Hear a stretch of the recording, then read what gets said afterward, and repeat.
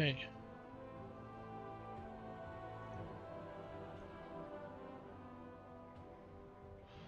Can you just chat, Jay, and I can have a little look, see where we're coming through on. Yeah, yeah.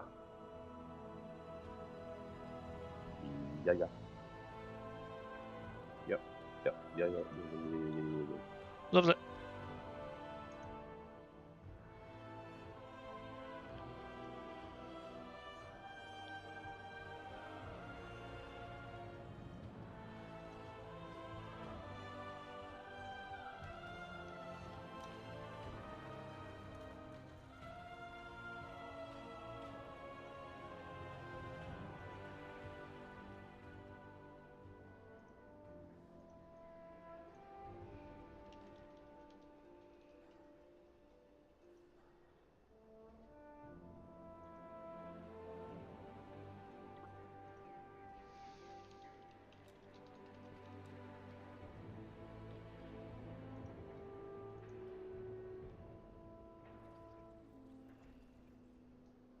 Right.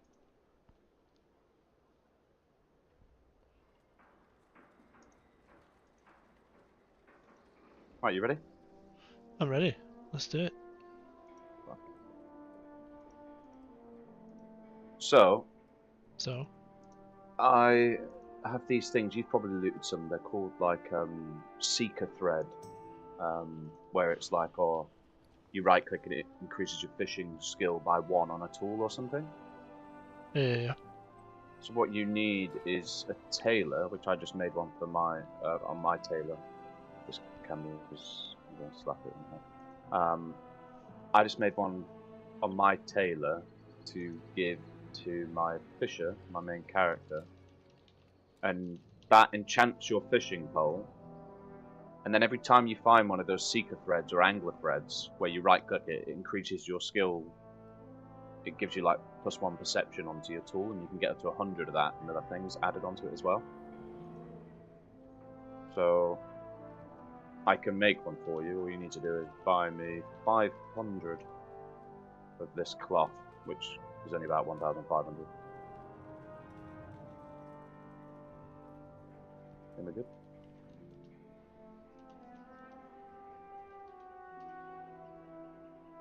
Right, you need to join up or make me the leader.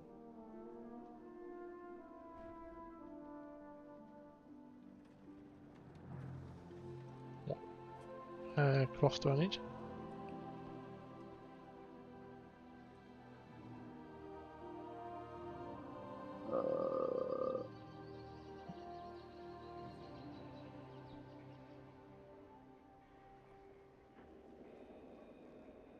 Let me have a quick check.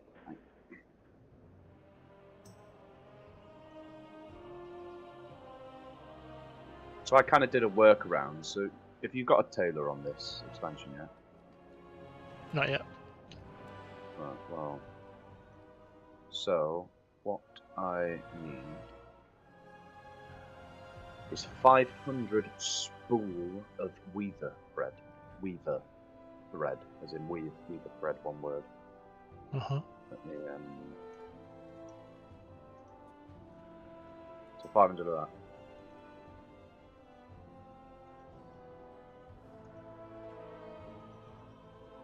It binds to your warband actually, so you're going to need to do it. You're going to need to make it on someone, so don't buy it yet. It's weird. But essentially it makes this.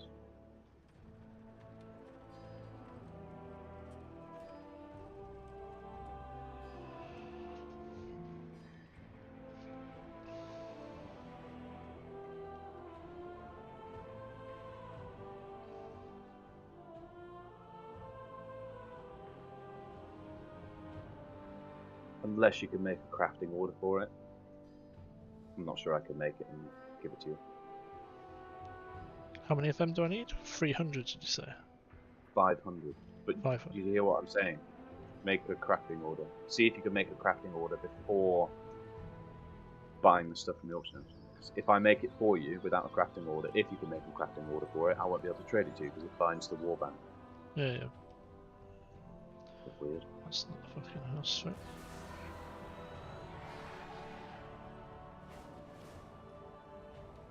What's the character? Ronan. I have an extended supply of goods for Outlanders.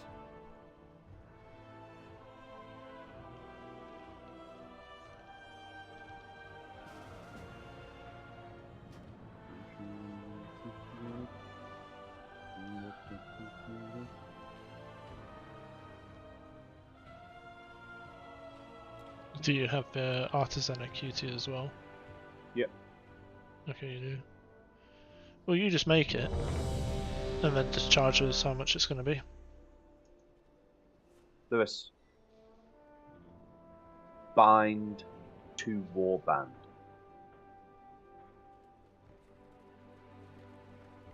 Yeah, I'll put the crafting order in. Oh, you've put it in? I will put it in. Yeah, if you can make a crafting order for one, yeah. Yeah, you can. Oh, sweet, yeah, do it and I'll fucking do it for you.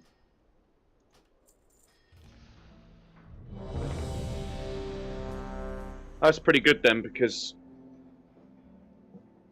that'll fucking help. Efficient. Just make sure you've got a good enough pole. My pole's 564.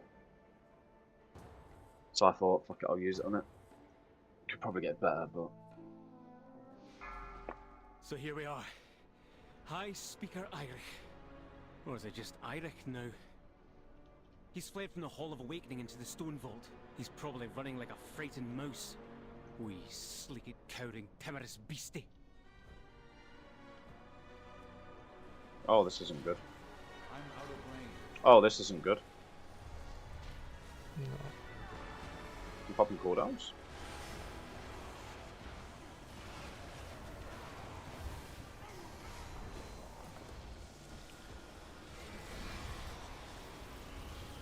Just gonna get battered again. There you go. Can't heal that person. Yeah, I don't know why he just solo pulled the grip. Oh, maybe he got feared into it. Probably.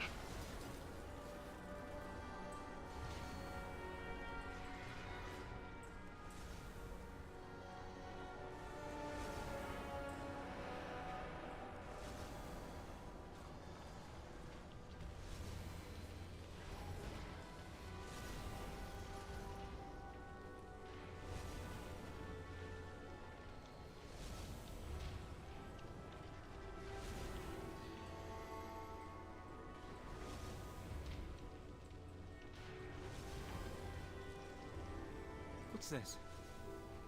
Is that Golem fused with something else? Titanic earthen technology enhanced with magical augments. Brilliant. Activating defense protocols.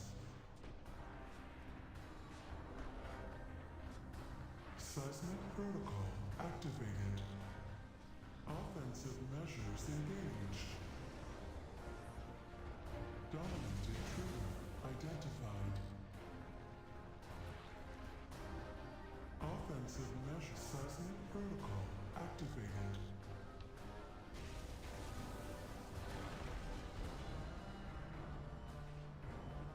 Offensive measures engaged. Seismic protocol activated. Sorry. Dominant intruder Ah, identified. just getting YouTube chat working. Offensive measures engaged. Doing more healing than you? Oh, wait. I've been You looking just at weren't a doing different anything, screen. yeah? No, I've been looking at a different screen. Climbing up now. To be fair, like, I don't think you need to heal on boss fights. That's why John went the other spec on his monk.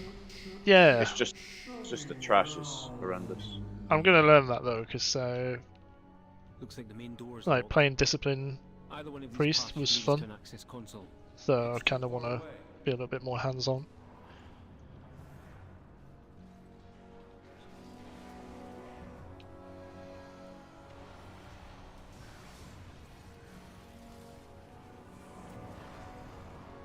Oh my god.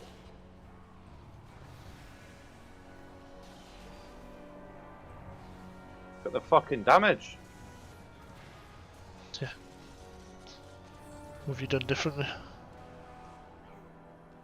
Just learning my rotation a bit better. And I did pop all my cooldowns there, so. Huh.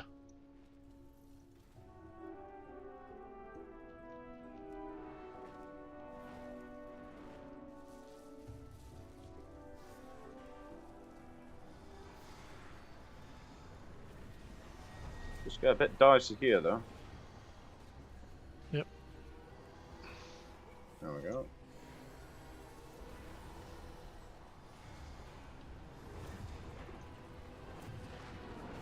Oh god. I need to get closer.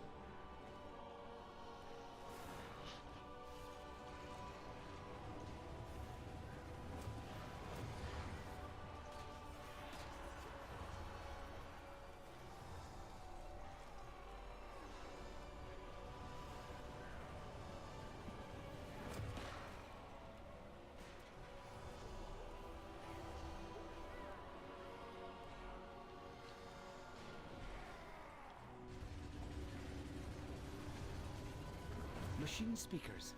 In the stone vault. Ooh, a hellstone. Fanatically loyal, no doubt.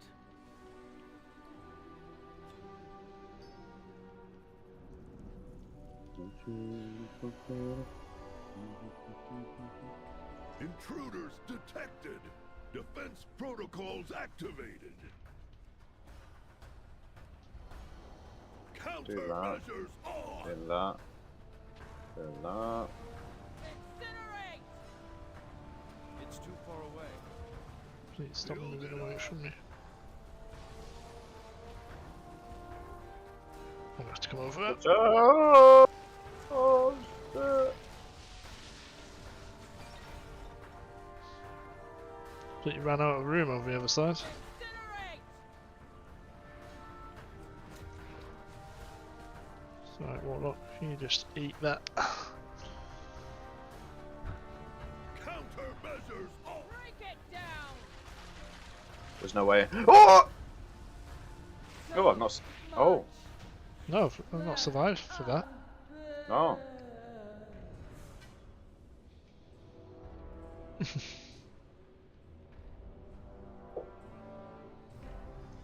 Well, we know now to pop potential time warp for that boss on Mythic. Yeah. Seems to be a bit of a DPS check. If that big one's still alive anyway, by the time he does that second ability. Kaboom.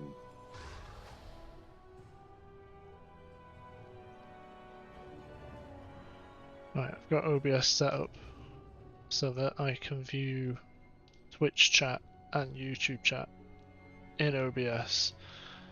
Change the title of the stream should we need to change the title of the stream if we go on to do some other content in WoW.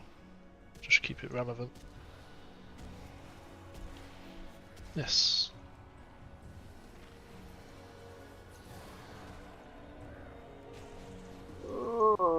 But it's like bit by bit every day. Well, not every day, but bit by bit, just learning how to do this a bit more.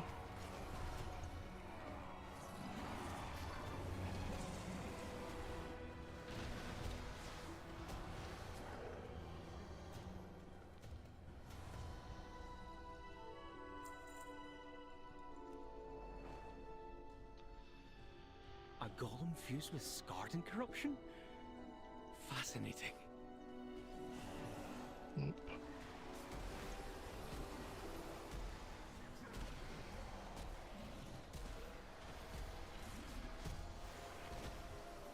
Rush people with the shoes.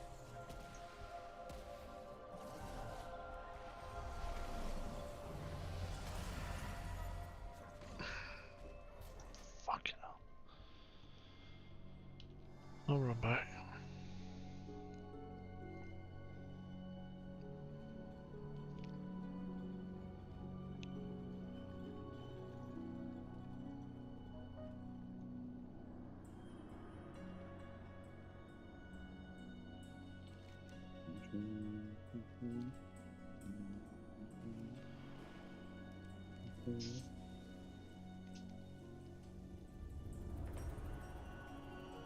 If they pull without you, I'm gonna let them die. You little bastards. Okay.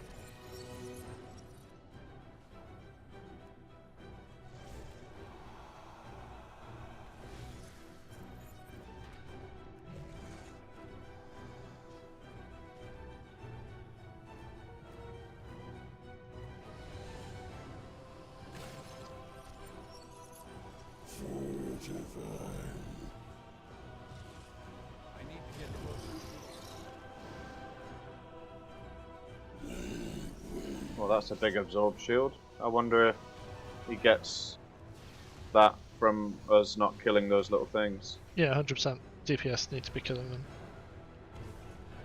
It's just a normal dungeon. You don't need to do tactics, apparently. Well, the DPS in here are fucking wank, to be honest. Yeah.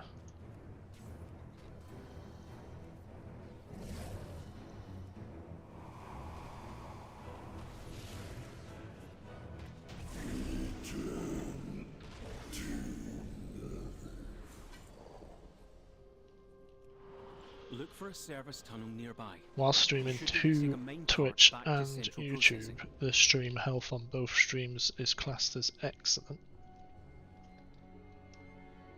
And it's suggesting we stream at a lower bitrate because we're streaming well, not too high, but we're streaming at a bitrate that we don't need to be.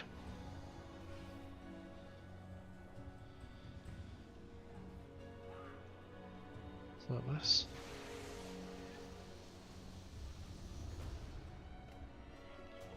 I have always wondered what the feasibility of streaming to both platforms would be, but harmless. There he is. Look at him. Beyond saving. That seems like poetic justice, but let's finish this.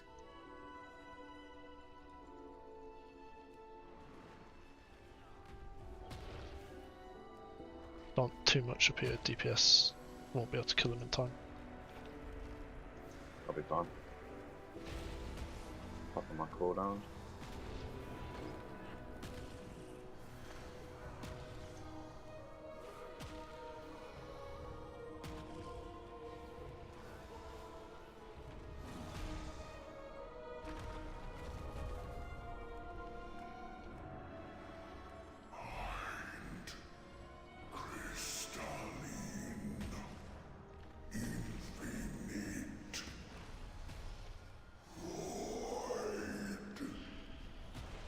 With stream as well, what do you want to go by name wise? Should we just do it Lewis Jason, or should we do it something else?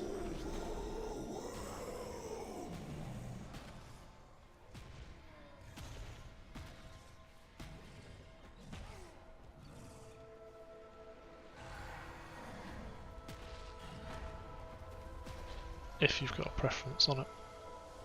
I don't have a preference now. Alright.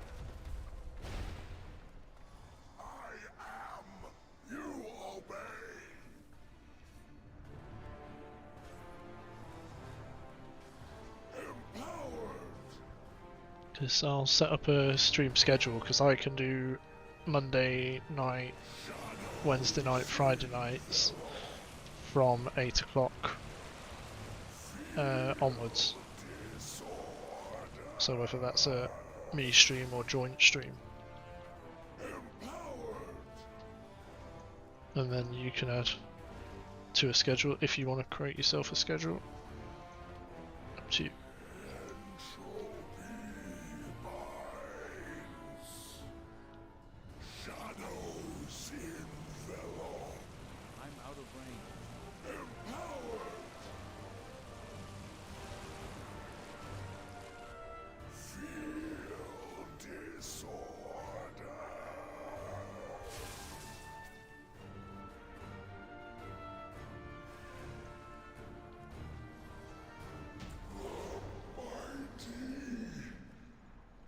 Let's get ahead of the That was DPS. fucking awful. Holy shit.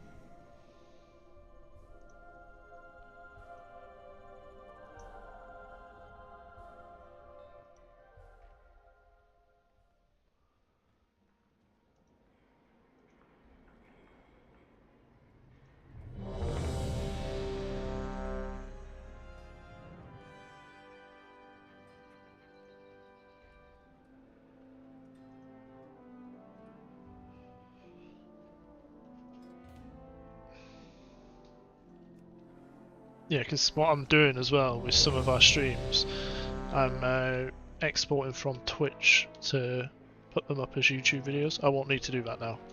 YouTube will just automatically add our live stream to it, hopefully. But to build up that like Thank the Titans back you are catalogue. here. The Storm Perch has been breached, and the Storm Riders corrupted. And then over time, our tags, our actual streams, the titles for them, how we build our description out, what we tell people we're doing or plan on doing, will just come when it comes. What is that orb? While you go to As the you said roots, before, I will distract them here. there is no pressure on making it work.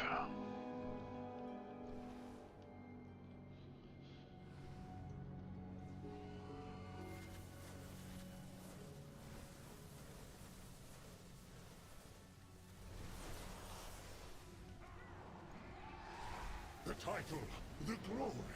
It should have been mine, Bill. I did watch Preach this morning talk about how he approaches casting, and he said that he did loads of research on wrestling and how the casters for wrestling and like UFC, like how they talk when a knockout's about to happen, how do they pace it. Just thought it was really interesting,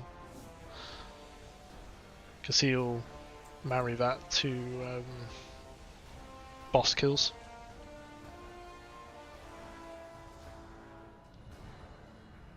I didn't think about it before then, how like you need to talk utter nonsense, well not nonsense, but you need to improvise for so long, and then when that moment comes where they're about to kill a boss for the first time, you need to be pretty clear and concise on what you're saying, and it not just come across as a fucking bunch of fluster.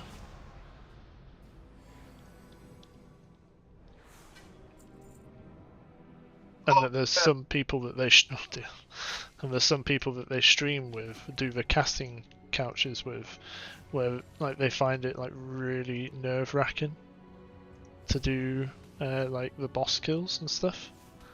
And it's like, yeah, I imagine they probably are. You should be able to res me, by the way. Yeah.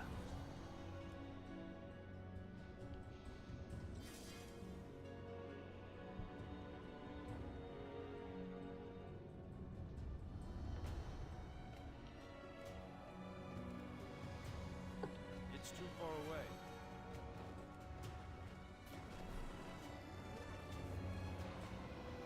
I should be fine.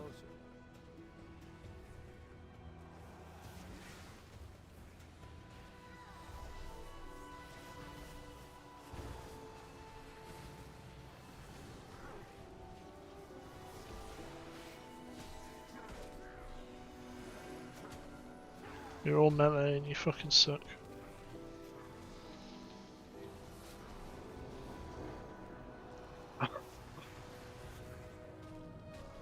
I've got health stones and shit still from the warlock. Nice. Jesus. I need my alchemist to send some mana and health potions over, just so I've got them.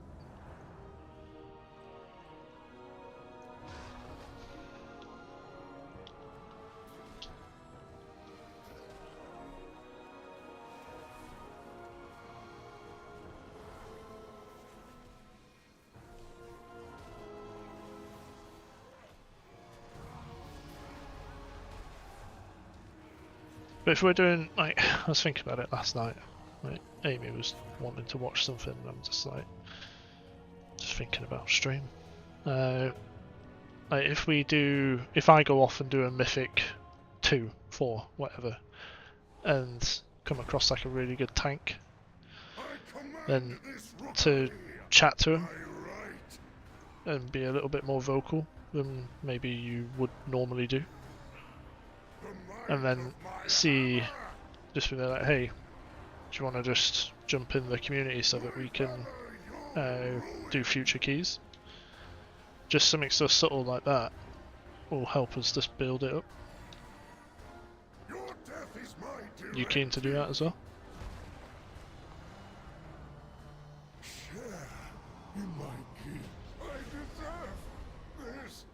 Ooh, a fucking trinket. Did you hear that? Oh. Yeah, I did hear it. I said yeah. Oh right, sorry, I didn't come across.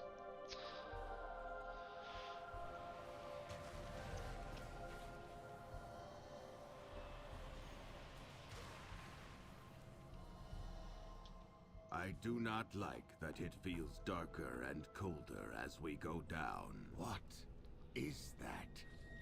What did Gorin bring here? The lift is out. If we want to, we have Halfway. to take it down. DPS ain't that good.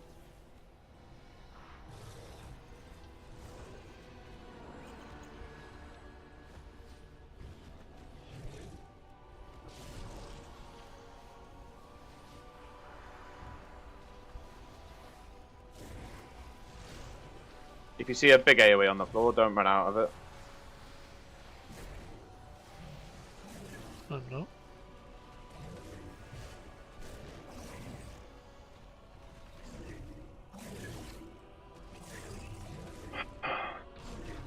Stuff for this dungeon, I'm just gonna grab the camera and just hit it against the wall.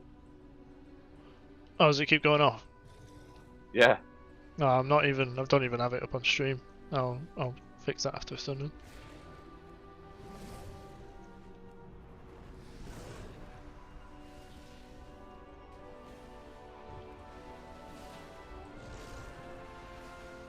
This might be a bit of a... No, we got it. Oh my god.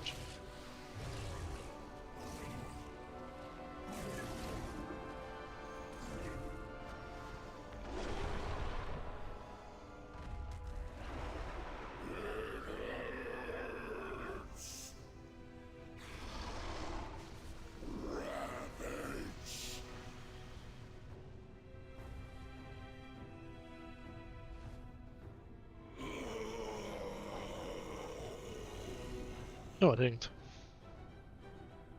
Lovely. Yeah, this boss fight is painful. I don't have to do anything. There you go. Touch of effort. 2 million. I got a ring. Do you want to queue up again with these guys? They're pretty cool. See if they want it. See if they want it. But like, if we were being really sweaty streamers, we'd just post it to like every chat of every party we were in. But I really can't be bothered doing that. That's not we'd have ED at the end of every character's name. And not happening. We need to be individual whilst having a welcoming community that want to be there. I need a hero talent. The expedition built the priory as a place to contemplate. Yeah, my new hero talent's pretty fucking sick. I'll be fine without you for a minute. I've got my But of late, the devotees have become Yeah, secretive. but the other guys fuck nuggets don't. And there's a lot of shooting, so there's a lot of bleed damage on this. Kill you. Captain Dale Cry is protecting something. Each of his Yeah, he's got there's mortal strike, by the way, so just draw them away and defeat them. save some cooldowns.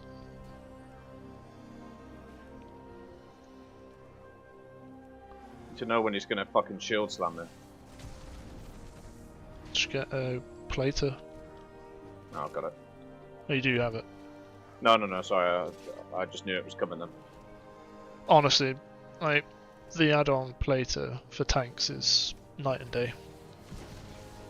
Yeah, All of sounds the sick. enemy bars that you see are just so they stack like really neat, so you can see everything. You can clearly see who you've got aggro on, how much. It's this, and then also Ooh.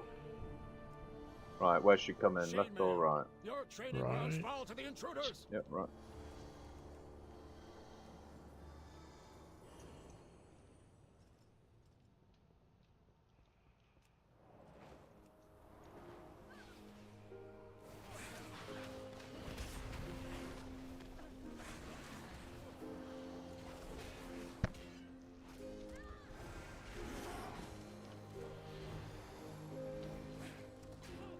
When you see him in that bubble, put down Ring of Peace if you've got it, just to knock him out of it. Alright. Oh, what the fuck was that?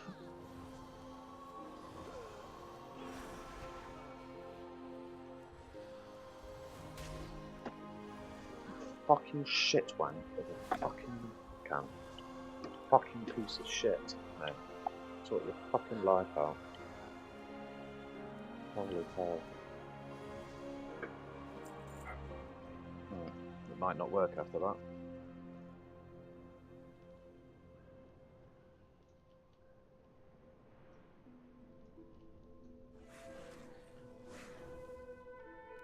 I'm hiding up here. I'm out of range.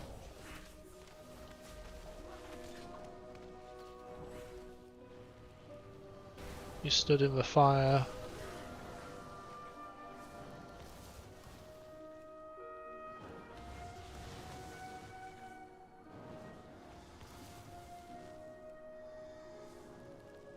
This one's nasty.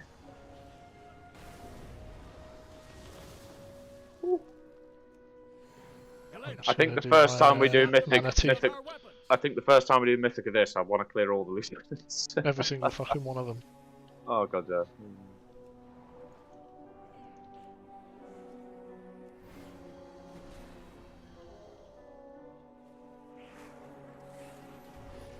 This one does the stun.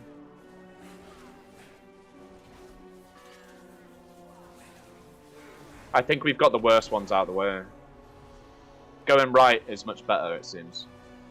Because you get the AoE one, you get the stun one. And I think he's got like a healer now of some sort, but I see. fucking easy. They seek to ambush me without my lieutenants. Well, we'll see. I'm not quite sure how Ours it is works the still. true path for the Oh no, Iraqi. another fire one. That's fine. Fine with that.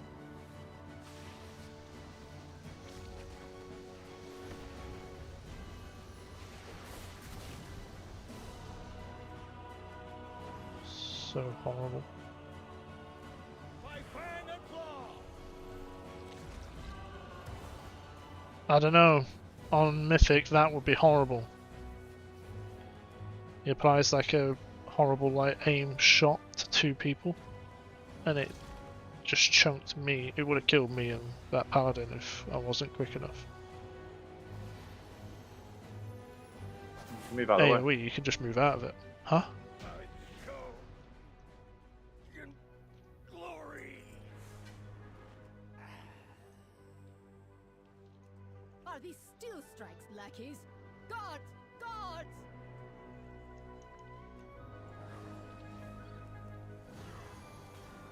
I was gonna fix the camera, wasn't I? I didn't.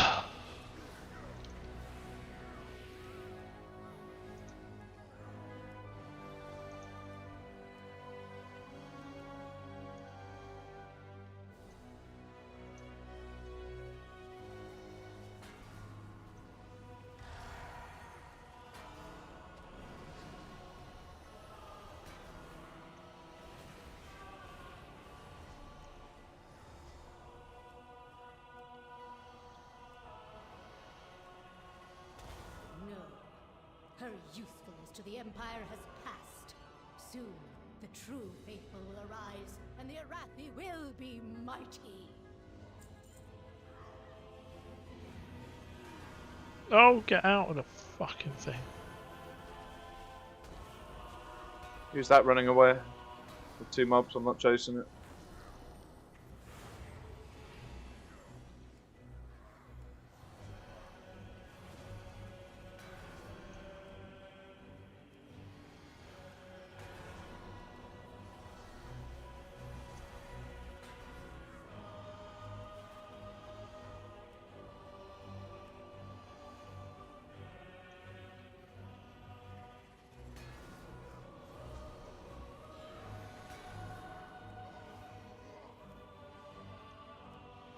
They've served their purpose.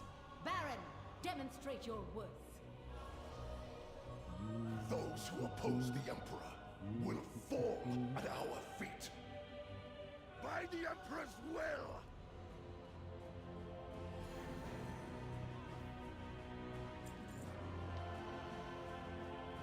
Glory guides my hammer!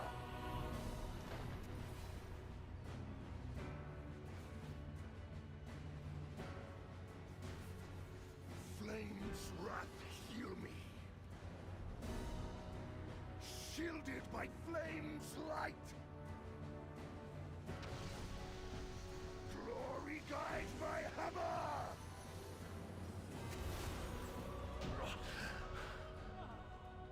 My first defeat. Murpray has warped the Priory from a place of contemplation to an uprising. Why? She has always preached of the strength of the Emperor's will, but to turn against us is madness.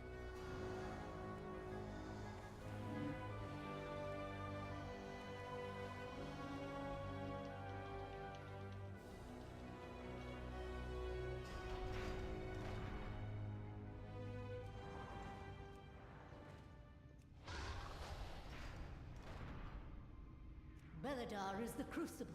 It burns away weakness. Its blinding light reveals the strength we Arathi lack. With an army of the Risen, the Arathi will defeat the Nerubians, conquer Kazalgar, and subjugate the world! No, such heresy. They defile the sacred flame by animating the dead. They are no better than the Kobis.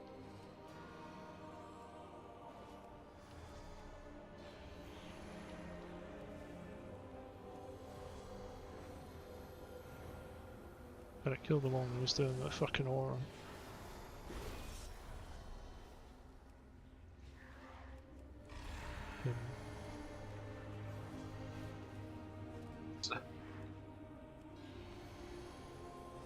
No Arathi leads the Emperor's service, even in death.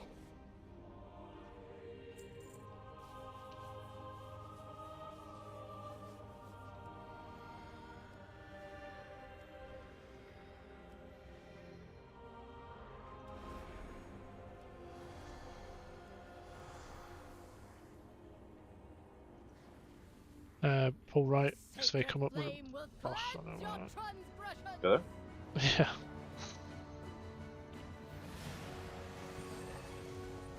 Burn by sacred flame! My blaze be purified!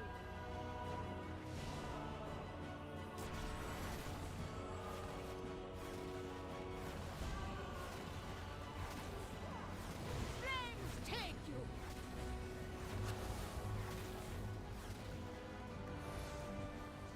Brothers and sisters, hearken to the flame!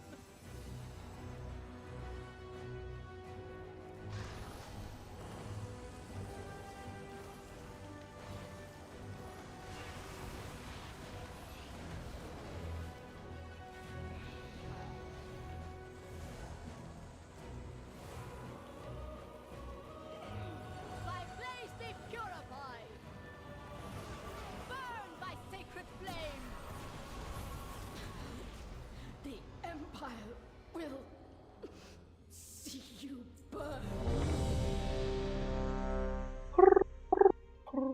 It is done. These zealots no longer steer our faith towards destruction.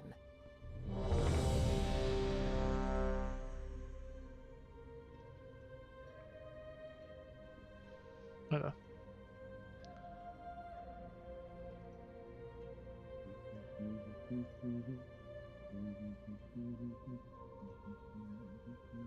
Do you have your camera on, or have you given up? No, it's not working. No, I'll give it a That's good slap. Let me just unplug it, pull it back in. It's not. So here we are. High Speaker Eirich. Or is it just Eirich now? He's fled from the Hall of Awakening into the Stone Vault. He's probably running like a frightened mouse. Wee sleeked, cowering, timorous beastie. Fuck.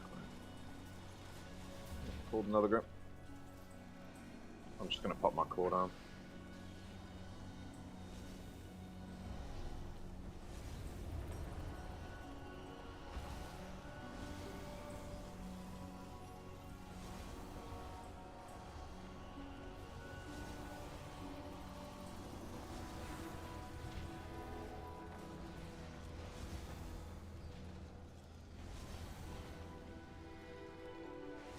What's this? Is that Golem fused with something else? Titanic earthen technology enhanced with magical augments. Brilliant.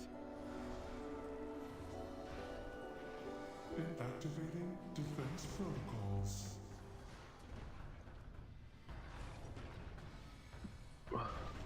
Seismic protocol activated.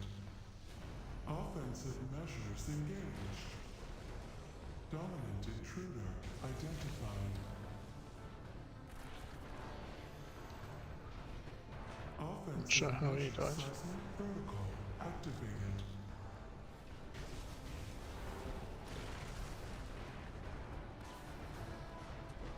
Offensive measures engaged. Seismic protocol. All systems shutting down. Looks like the main door is locked. Either one of these paths should lead us to an access console.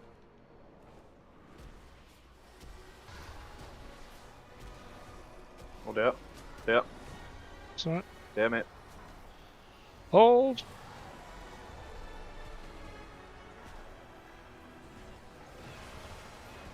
I got spell locked.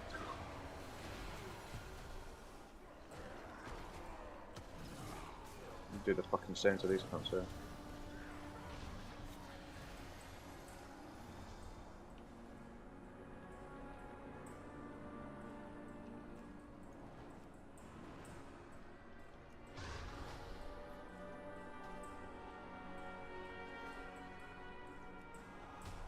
A golem fused with scarred and corruption? Fascinating.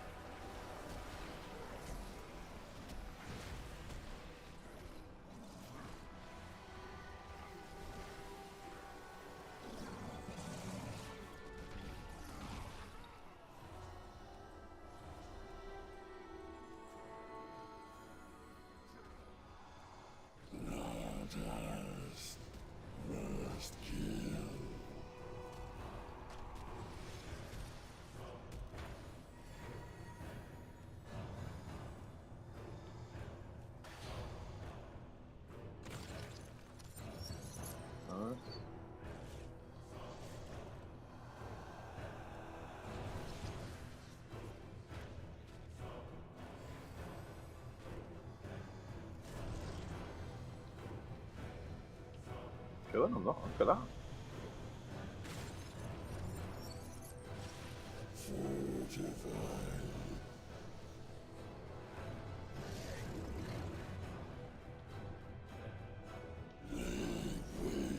Yes.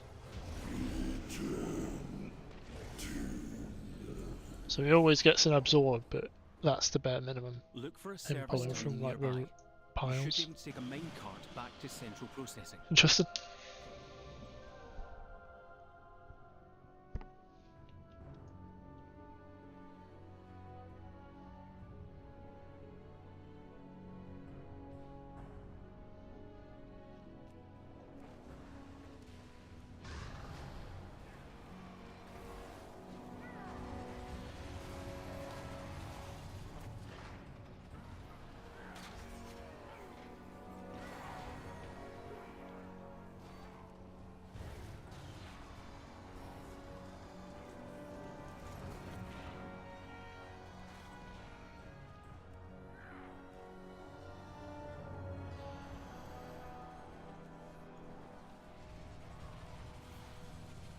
Over on corner. Oh my days.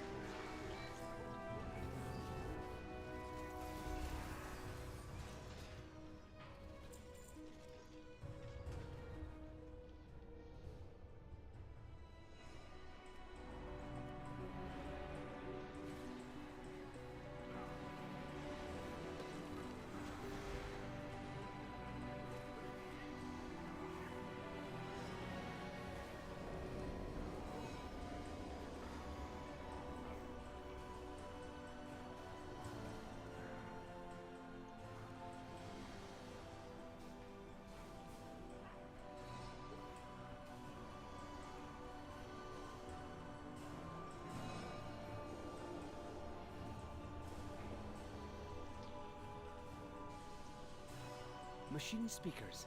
In the stone vault. Fanatically loyal, no doubt. Intruders detected. Defense protocols activated. Countermeasures on. Incinerate! Build it up. Oh god. People are gonna die.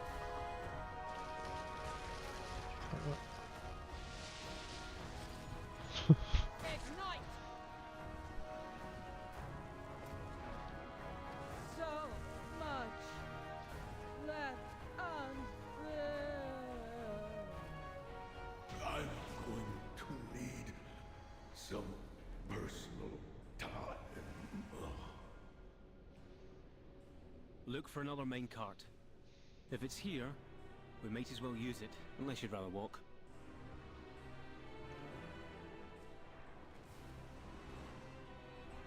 I need to get closer.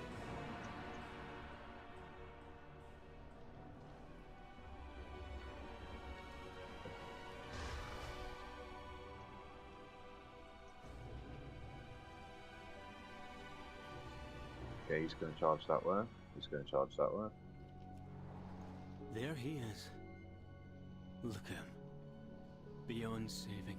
That seems like poetic justice, but... let's finish this.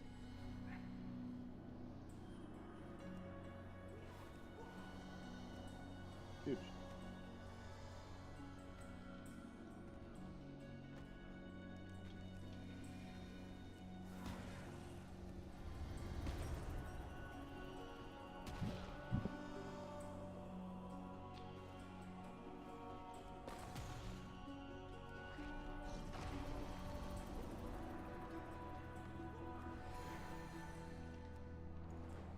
Fucking hell, these are just even casting hurts. Any interrupts would be nice.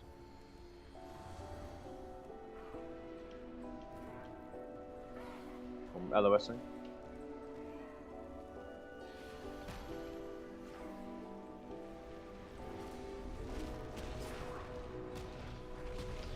Yeah, I got one off.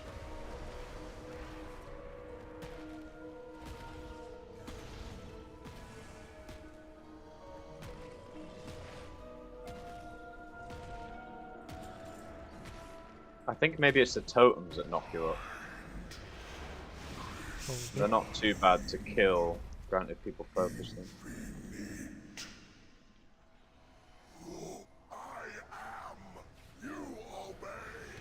I think this is where when we all get the purple ring around us, needs to go to the edge of the room. Yeah.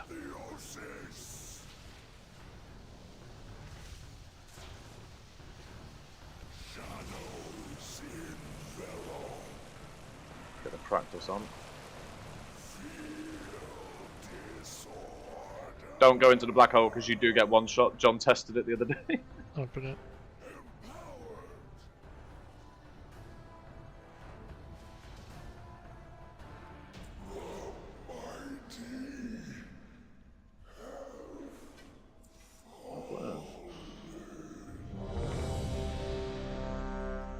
Trinkets. That's crazy. Alright, I'm gonna go get some Coca-Cola after this though, because parched. I'm gonna put a massive, well, I'm gonna stick a massive pork loin joint in the fucking oven. That should do me a couple of days. Lovely. It's great when it's just one person, mate. Honestly, the food lasts so long. Oh no, I bet. You can buy exactly what you want to eat as well. I'd love to do that. Even if it means having to go and just get it that day, or for 2 days worth of fresh food would be brilliant. It's just not fucking feasible at the minute. Not until I get Mum's car anyway.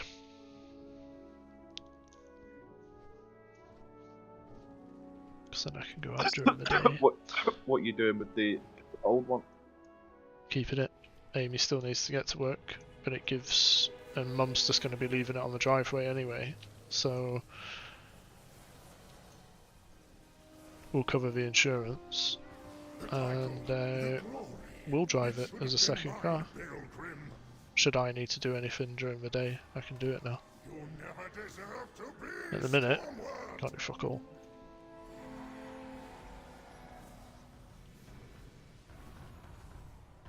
Or we borrow the car. Well, no, I have the car, and then I have to take them in the morning, and then I have to pick them up in the afternoon. And we live in St. Budo now, so it's just not feasible.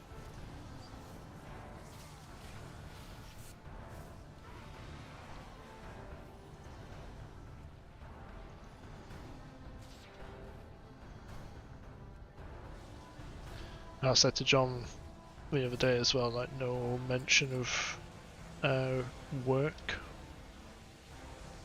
on stream or where we work for anybody.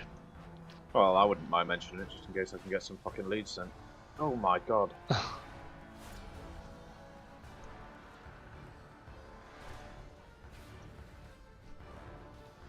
I guess for you, but for me at the minute it's a bit naughty.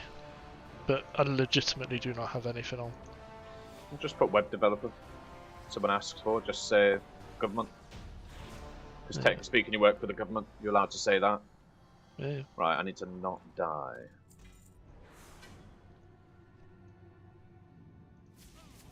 Just be normal and jump down. Fucking done it.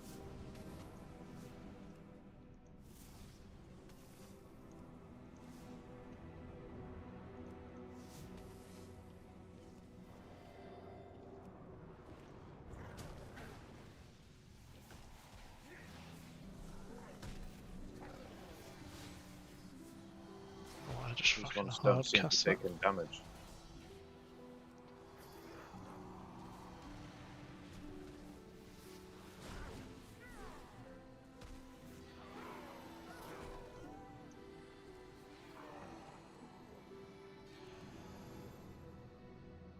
Well,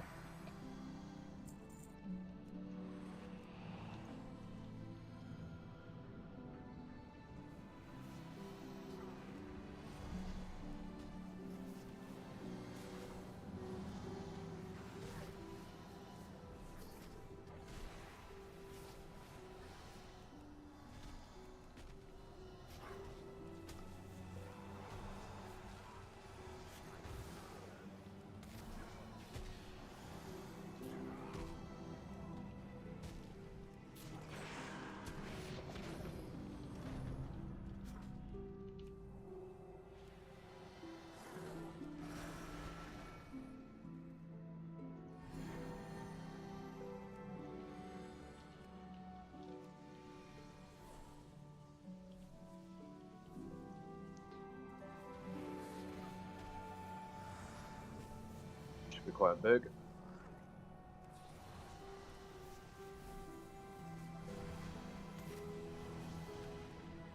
Big stunner.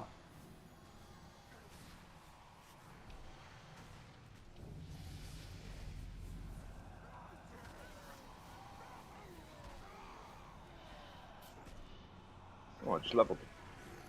So did I.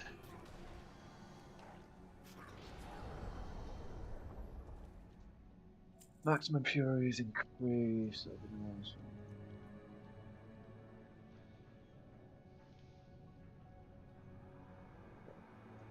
More fury. Come then, face me. I command this rookery by right.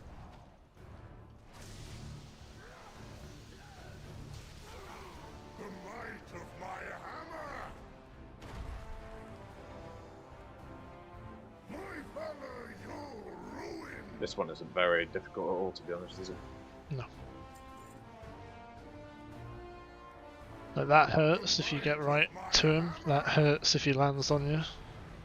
But Oh, yeah. Share in my gift. people should be able to move out very quickly. I deserve this power. Oh, that's a fucking 200 item level increase. Put it on, boys.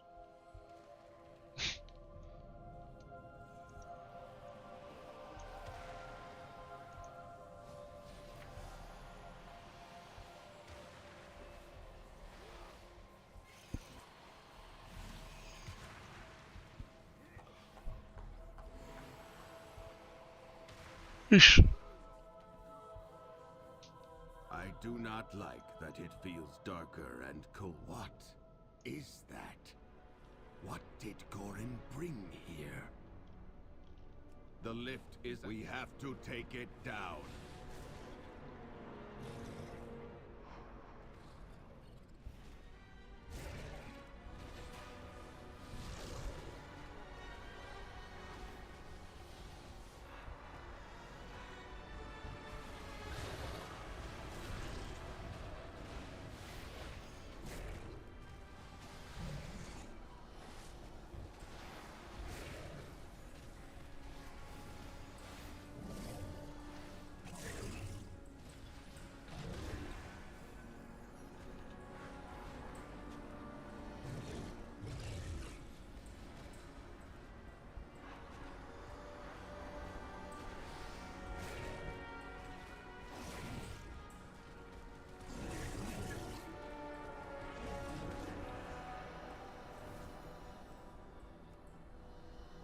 It's too far away. Don't you wanna turn up? Bring it to turn up.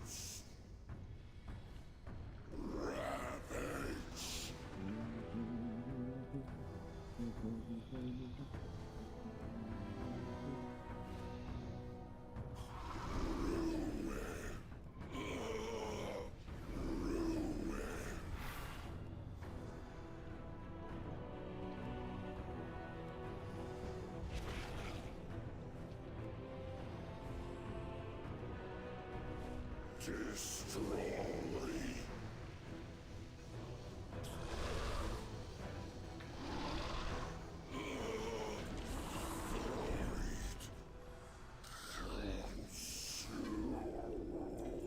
Right, I need to get out. Grab some drinkies. We shall do.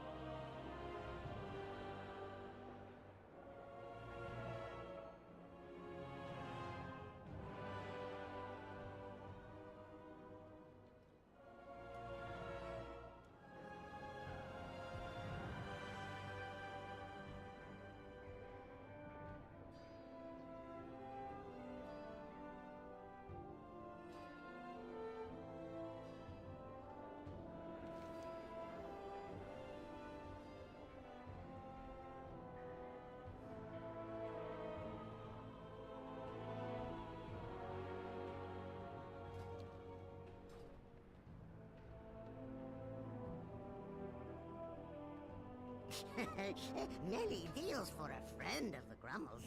Like you. Farewell, friend of the Grummels.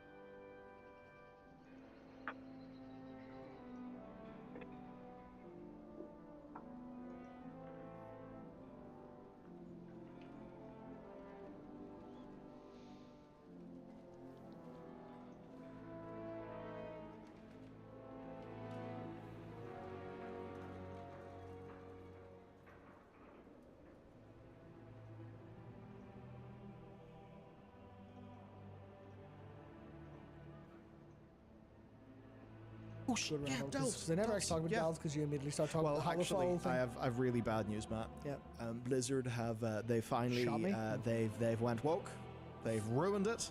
This is the end. They went woke with Dragonflight? No. They have hot fixed the breath timer to be longer in underwater delves, Matt, as of an hour ago. That was... Can't believe this. That was warranted. I'm furious. That was warranted.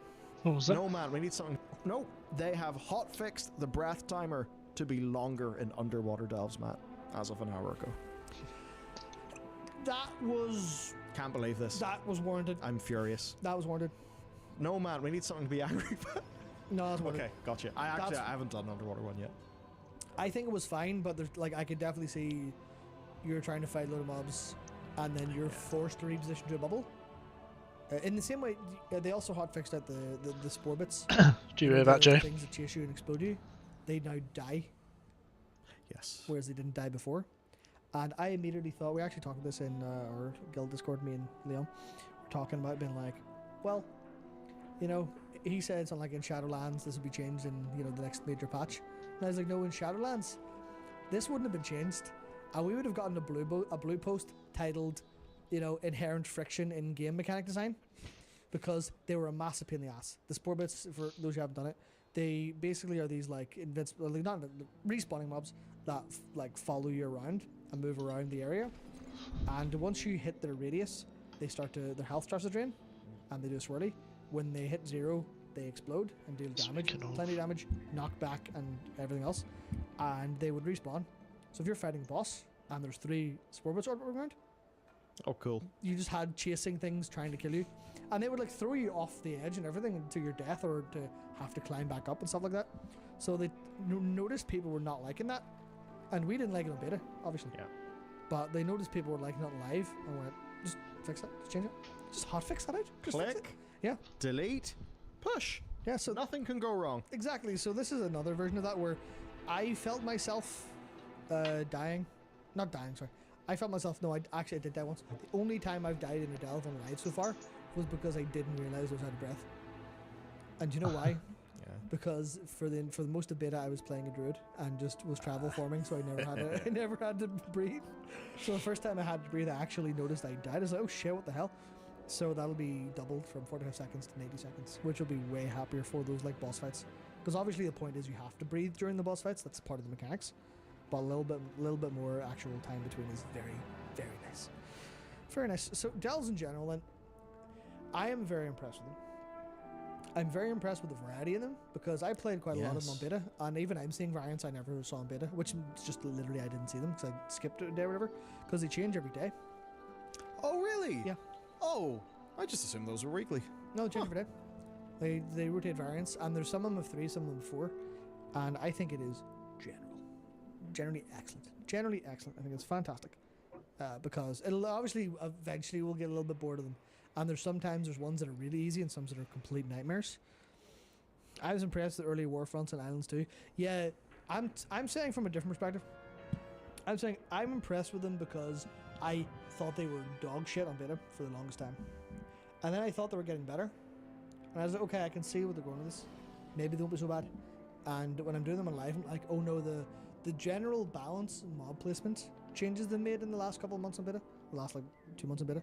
The last month or so maybe from I did a lot of them actually. Yeah. And then the new variants they added, excellent.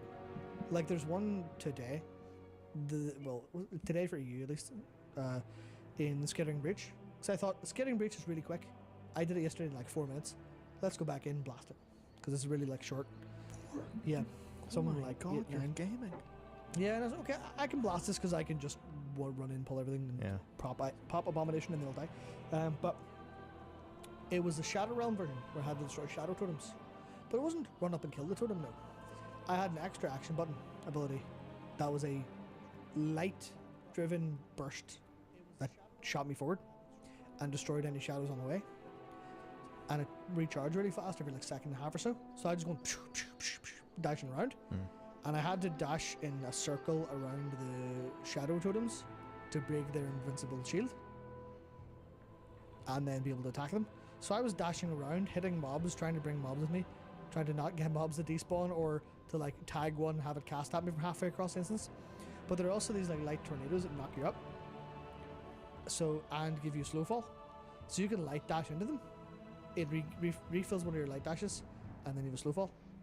So, if you want to, I'm not saying because there's totems along the way you have to kill, but if you wanted to go to the end of the thing, you hit a light tornado and then just dash the whole way to the end.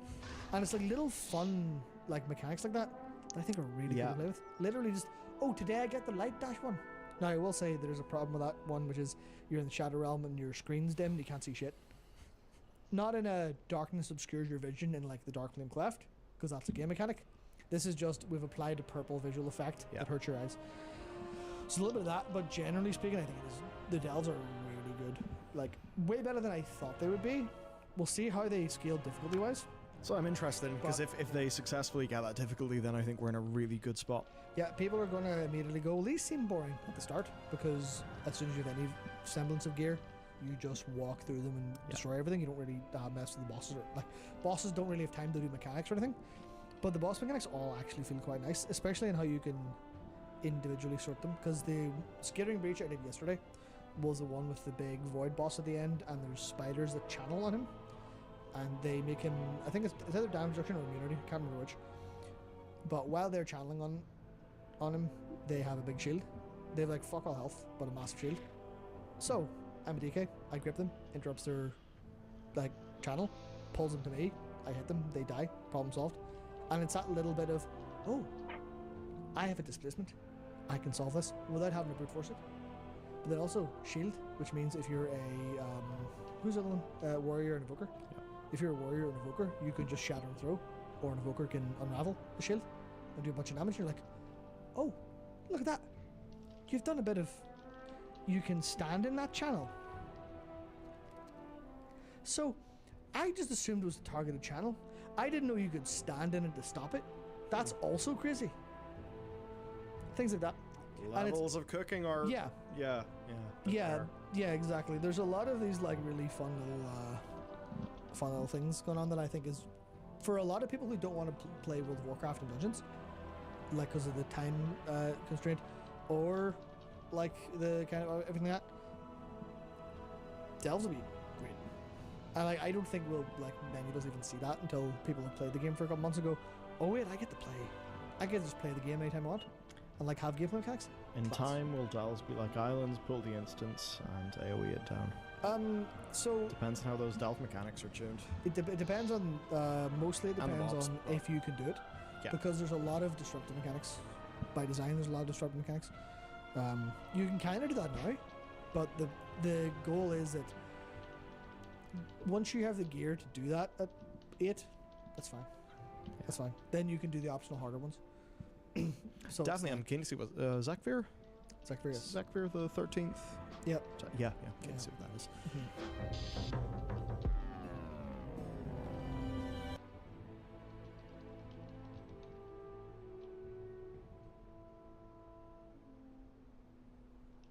So, guys, you guys are geniuses, and you know everything. This has been known. You guys are fucking smart in this chat. And guys, I need some help. I have been racking my brain for the last couple weeks trying to figure out the Race to World First comp, and I don't know. I don't know anything. I don't know what's good. I don't know what's bad, and I need the help of my chat. Okay? I need you all to band together, and you guys have to help me make the absolute best raid comp that we can use in this raid. Okay, so this sheet that we're looking at already is just a convenient place that has all of the current like classes. Sorry, it's kind of bright. I'll make it smaller so you don't get blinded. I don't want to go dark mode because dark mode makes all of the classes look stupid, and I would rather you guys be a little blinded and then just do this. Anyway, so the reason I've ever used this sheet is it is a it's just showing what required raid buffs in your raid have progressed throughout the expansion. So if you care, this is how many required raid spots were needed for raid buffs in BFA, and then it added 1 in Shadowlands, and then it added 5 in Dragonflight, and the War Within has removed 1 required raid spot by just removing red ore basically, and making it not just enhanced but all of Shaman that bring the buff. All right, so what you guys are gonna do is we're gonna go all the way over here to the right. Actually, we're probably gonna go down, and you guys are going to help me make a raid comp, starting from, and let me copy and paste this thing up here. I don't really know what's the best way to do this when you guys want to add something, because it doesn't necessarily need to be a healers first or tanks first, right? Because a decision you make in DPS may be right. Like if you pick a Havoc DH, for example, then maybe you don't need a Vengeance, right? Because you already have the Havoc buff. So this can go in any order you guys want. You can add healers at any point. You can add tanks at any point. I'm just going to see where you guys are landing in the chat, and I'm going to try to come to a consensus off. We're not doing this as a meme, by the way. I want you guys to actually try. We're going to see how right you get. And also, we will be updating this list going into Heroic Week and leaving Heroic Week. So we will do 2 updates to this based on changes that happen and what if any changes happen that you think might alter it. We'll let you guys change it if you want. But will you tell us how right we get? Well, you're going to see how right we get, right? Because right after you do the last update, the next day is going to happen and we're going to be in whatever comp you think. So, let me check Dorky's tank tier list before we start. Ooh, that might be a mistake, right? Because, like, think, how high on the totem pole do you think tanks are as far as bringing the best tank versus bringing a raid buff that lets you not bring the worst DPS, right? Maybe a lot of you guys are like, they're at the bottom of the totem pole. You just play whatever raid buffs we need. That's not always true. Sometimes tanks are actually so good that you bring them even though you already have those buffs, right? Okay, so chat, where would you guys like to start? There's a couple of easy ones, right? There's some raid buffs that you need just to get it out of the way that can only be 1 roll, for example, right? So, chat, where would you guys like to start? No, we're not 4 mages, 4 augs. We are doing literally 1 spec in class at a time, all right? So 1 mage. I'm seeing a lot of mage, arcane mage. Okay, you guys want 1 arcane mage. Okay, so we'll put that. I usually like having melee near the top of the DPS and range at the bottom, so I'll just go ahead and put arcane mage here. So chat, are you guys happy with starting with one. Actually, do we even need to put the spec? I feel like it doesn't matter, because if it's a different spec, they can swap specs. There's nothing wrong with that. Let's just say mage, right? So you guys want a mage. Okay, so you guys want a mage. Is there another class that you guys want before we go on? It can be healer, tank, anything. I'm trying to judge. When it gets harder to figure out, I will do polls. Seeing a lot of locks, seeing a lot of warlocks. Okay, so you guys want 1 warlock to start out. 2 warlocks? You want to do 2 warlocks even after you have the 1 raid buff before you even see how the rest of your comp works out? That's not the right way to problem solve, right? I'll help you out a little bit there. That's wrong. You don't want to do that. Even if you thought you would run 4 mages, 4 rogues, 4 druids, whatever, like, you wouldn't do that until you're doing the most important thing every time, right? All right, so let's see where chat is going here. Okay, so I see a lot of people already advocating for like shaman and druid, but are you guys really confident right now in this list you know which spec of shaman is going to be your raid buff, which spec of druid is going to be before you even see like the process of elimination, kind of? That'd be crazy. I wouldn't know if you're doing this realistically. Okay, I'm seeing a lot. Okay, so you guys are really undecided even. Can I help you guys out a little bit? There's not that many more super obvious ones, but there are a couple, and I feel like you guys are kind of all over the place right now. Okay, it's obviously Hunter, right? Hunter can only be DPS. You need a Hunter, right? So put a Hunter in there. All right. Same with Rogue. Exactly right. All right, so you got a Rogue. Okay, Max, please zoom in on sheet. Okay, a little bit of zoom in right there. Oh shit, can I zoom this right without it? Oh no, let's do one more thing out. That's right where it was. All good, we're keeping it there. If melee is on top, no survival confirmed. Hunter can be any of the specs, it doesn't matter. 2 of the 3 of them are ranged, we'll put it in the range spot. Seeing Shadow Priest, Aug, you guys are saying Aug Evoker, okay. Is chat happy with Aug? Yes or no? You guys happy to add 1 Aug? 2 Augs. Interesting. You guys want to add 2 Augs before you see the rest of the comp rather than the one you need for... Well, I guess, do you even really need an Aug for raid buff? Let's see. Their raid buff has asked 2 Augs. 2 Augs. All right, I'm polling it. Sorry, you guys can't. I'm not asking you whether you want 2 Augs at the end of the raid comp or not. I'm asking how many you want right now before we figure out the rest of the raid comp. All right, you have 2 responses. There's a poll in chat. Do you guys want 1 or 2 right now? All right, just 1. All right. Do I need to specify Aug? Because, I mean, Evoker's the same. They can literally just spec Devastation if Aug was bad or something. We're not specializing spec for anything else. Okay, what's next, guys? We haven't added any healers and tanks yet. Are there any more obvious DPS buffs? Right, so Warrior could be a DPS or a tank. DH could be a DPS or a tank. Monk could be a DPS or a tank or a healer, right? Oh, interesting. Seeing DPS Monk, DPS Druid, Blood Decay. Seeing a lot of Blood Decay. A lot of Warrior DPS.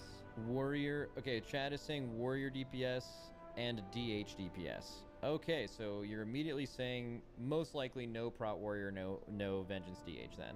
Is that correct, chat? I mean, this is kind of a historical...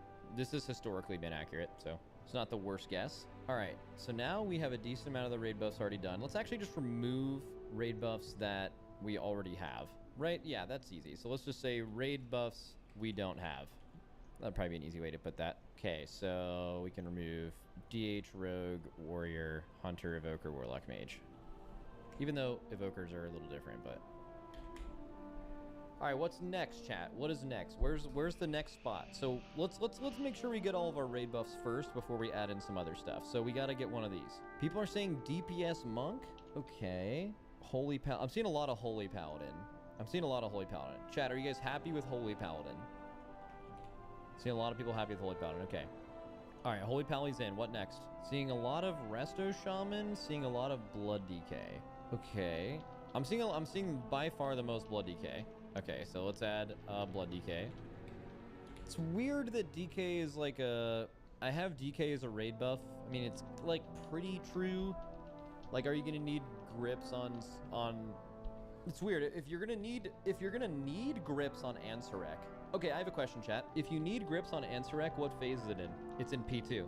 Okay, describe P2 to me. Is the raid together? Are they separate? It's a split raid P2.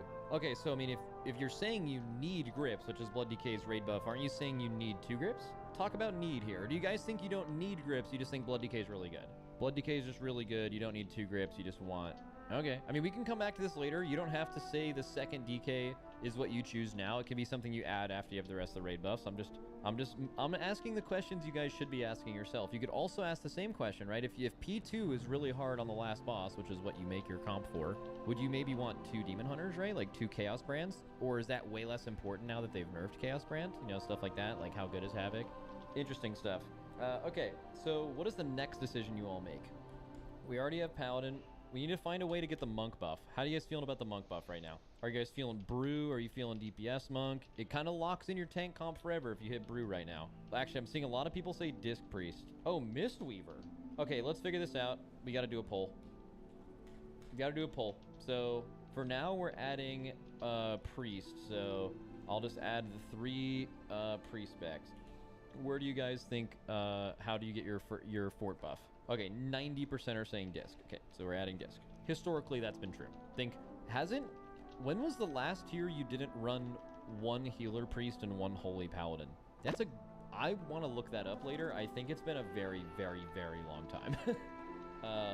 Okay, so we need a few more things, guys. We have a priest buff now. It's about to get really interesting, by the way. And you guys are about to... We've gone through most of the somewhat easy stuff, I guess. Blood Decay is an interesting choice that you chose to immediately throw that as tank, for sure. That's definitely the craziest thing you guys have done so far. From like a raid comp maker POV, instantly being that committed to a tank is fucking psycho, but you guys are really happy with it, so we'll keep it there. See... We don't miss. I fucking respect that. Shaman. Alright, so Shaman is next, guys. Where's the Shaman? Type what spec of Shaman you want. Keep in mind, this is the first, like, required raid spec you need. So you guys are that sold on Resto. So even in a scenario where LAN Enhance could be good and could be played, in which you wouldn't need the buff, you're saying you think Resto Shaman, you want to lock in your 3rd healer, and you are sure that the healing comp for this tier includes these 3 specs.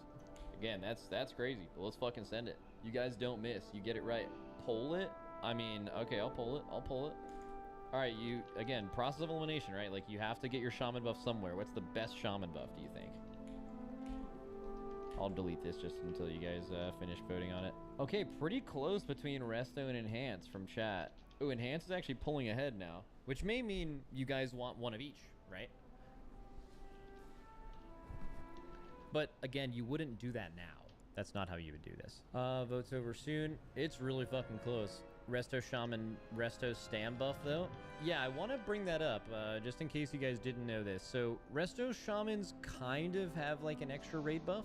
They have a really easy talent point to get called Ancestral Vigor, and it gives anyone who's gotten hit by Riptide, I think Healing Wave, Healing Surge, and Chain Heal, a 10% health increase. And with at least the Totemic hero talent, you have almost 100% uptime on everyone in the raid in that, and that's twice as good as Power Word Fortitude. So Resto Shaman has won by 1 vote.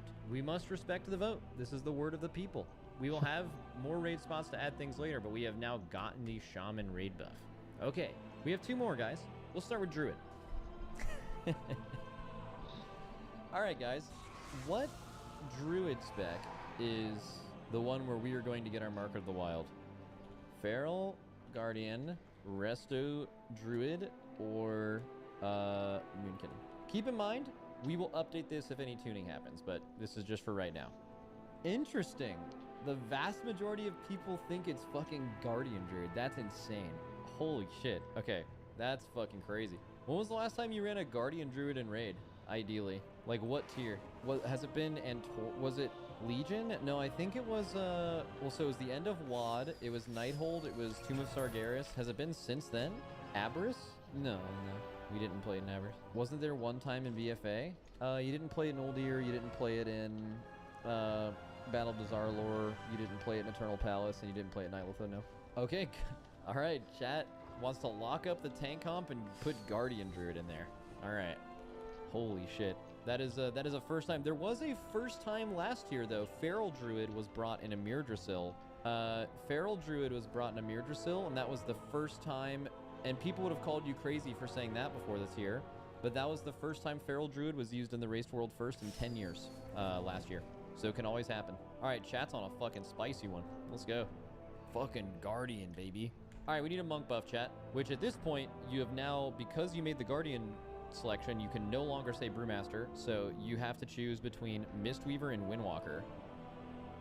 Let's do a poll.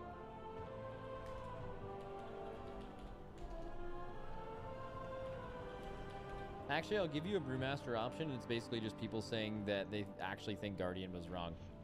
It's fair. I mean, you'd have to go back on what you just said. Alright, where's your first monk you want? Damn, so it looks like Windwalker is gonna win, but it looks like a decent amount of the chat thinks that you all goofed. Meaning you guys have to come to a collective decision, man. The goof is blood, and now you guys are seeing why potentially picking a tank that early and very confidently saying Blood Decay when you don't know if you need grips was interesting, because you actually could have... See, this is a nice learning exercise, because you guys are going to learn how making a comp actually works, right? You were so confident about Blood Decay, but what happens if you actually think Frost Decay is going to be good for the last boss? Then now you have a Blood Decay for seemingly no reason, right? And you couldn't have brought a raid buff from your tank, potentially. Like, when you're asking yourself Blood versus Brewmaster, Blood versus Guardian, Guardian versus Brewmaster, are you asking yourself which tank is better? Yes, in a way, but you're kind of also asking which DPS option would be worse that we would have to bring, right? So, just, this is why this is a fun exercise for you guys. Alright. We have Windwalker Monk as DPS. That is what you guys picked. Alright, now this gets fun. Alright, guys. We have a 4th healer spot. And we have 1, 2, 3, 4, 5, 6 free DPS spots. What is the next thing you guys do? Well, a lot of Prez Evokers from chat. A lot of Prez Evoker chat enjoyers. It looks like... Oh, yeah, there's a ton of Prez... Okay, so Prez Evoker. Okay. So now our healer comp is locked in. It's like a rainbow comp. You're not running 2 of everything. That's really interesting. Historically, healer comps are... They do look like this, but I do find it fascinating that there are not more healer comps historically that have, like, a couple of healers that fill a specific role. Like, famously, Holy Paladin has always been, like, the spot healer role. That's actually not been true in recent tuning. And then Disc Priest has been the, like, ramp class, and also not true recently. Like, Preservation has ramp. Other Resto Druids have had ramp recently, right? And then you have, like, 2 of whatever the strongest HPS healer is. That's like, a good way to make a healer comp. It's like, you need some spot healing, you need, like, a ramp class, and then you just want total HPS. I don't even care if it's actually pulsing AoE healing and it's never targeted, whatever. We just want max HPS, right? So, I think raid buffs are the reason that these usually look this way. And maybe just things always historically being like that. But I do find it interesting. I think most healer comps probably should be 2 of best thing and then 2 of the others, but you guys chose to go the other way. I mean, that's not always how it works out. It's just like, that kind of makes the most sense. You need a lock. We need another lock. All right, so where do you guys want to go after this? So you guys have locked in the tank. The tank comp looks fucking crazy. I don't think this has ever happened, by the way. I don't think Blood Decay Guardian has ever once happened in the history of WoW. That has never been a tank comp you play. Guys, you guys are saying 6 of something. That's not... We're picking 1 class at a time, because that's how you would actually do this. All right, I'm seeing a lot of 2nd Aug and 2nd Mage. Which one do you guys want to do first? There's kind of an obvious answer to this, because if 1 Aug is good, then...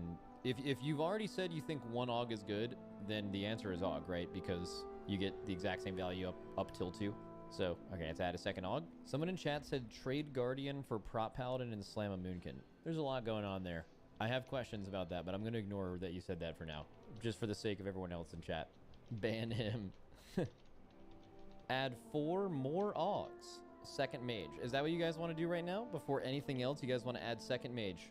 Alright, chat. Chat looks like they want Frost Decay or 2nd Mage.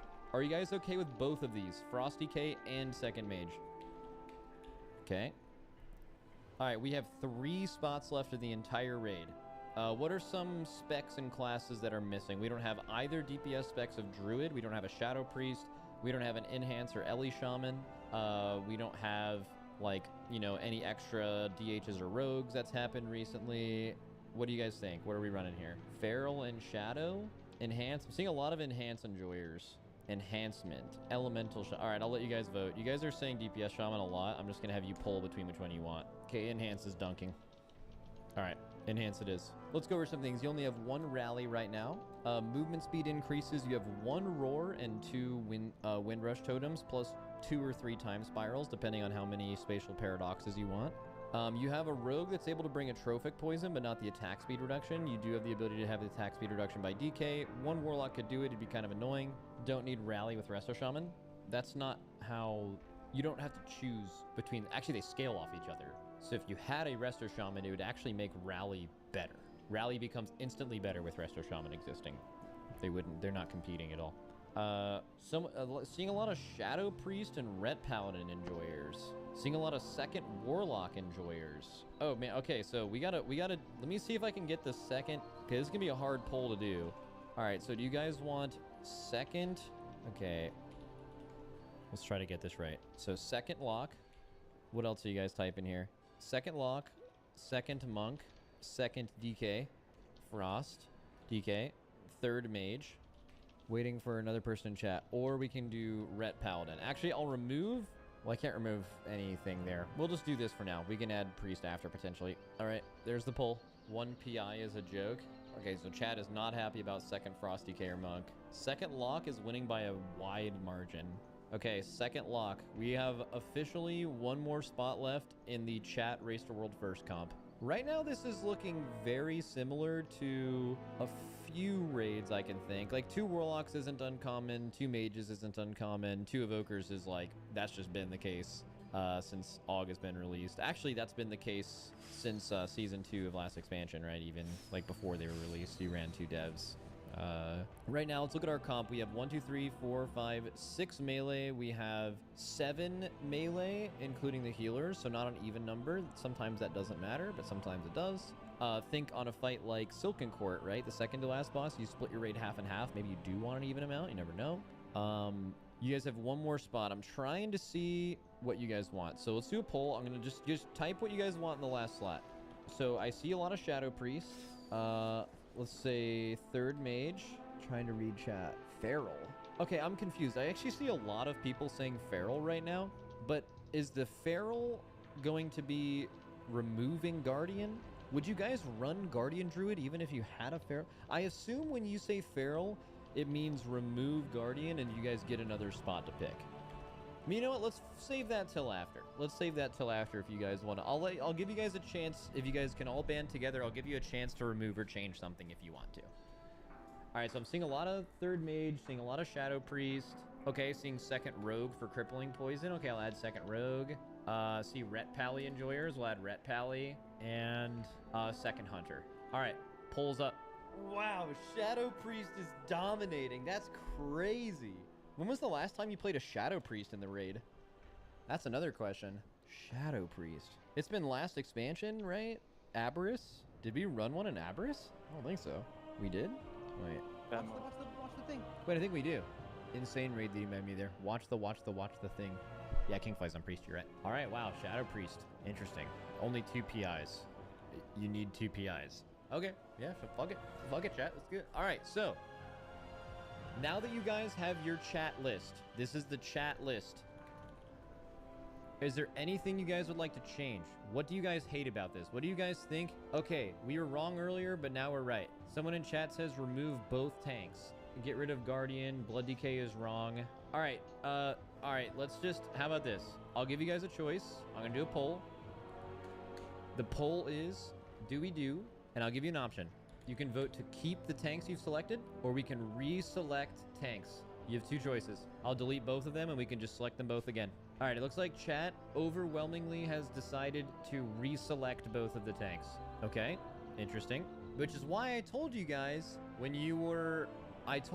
when you guys were picking tanks that early, I was warning you that that is not the correct order in which you should be doing that. You should pretty much... this is a lesson you guys can learn from this. When you're picking a comp, always pick your tanks after your melee. Picking your tanks before your melee is psychotic. It makes no sense. And you guys, not saying you were right or wrong in your choices of any of this. It's just that clearly your mind changed after you did your melee. And it's very simply because you just chose to do one before the other.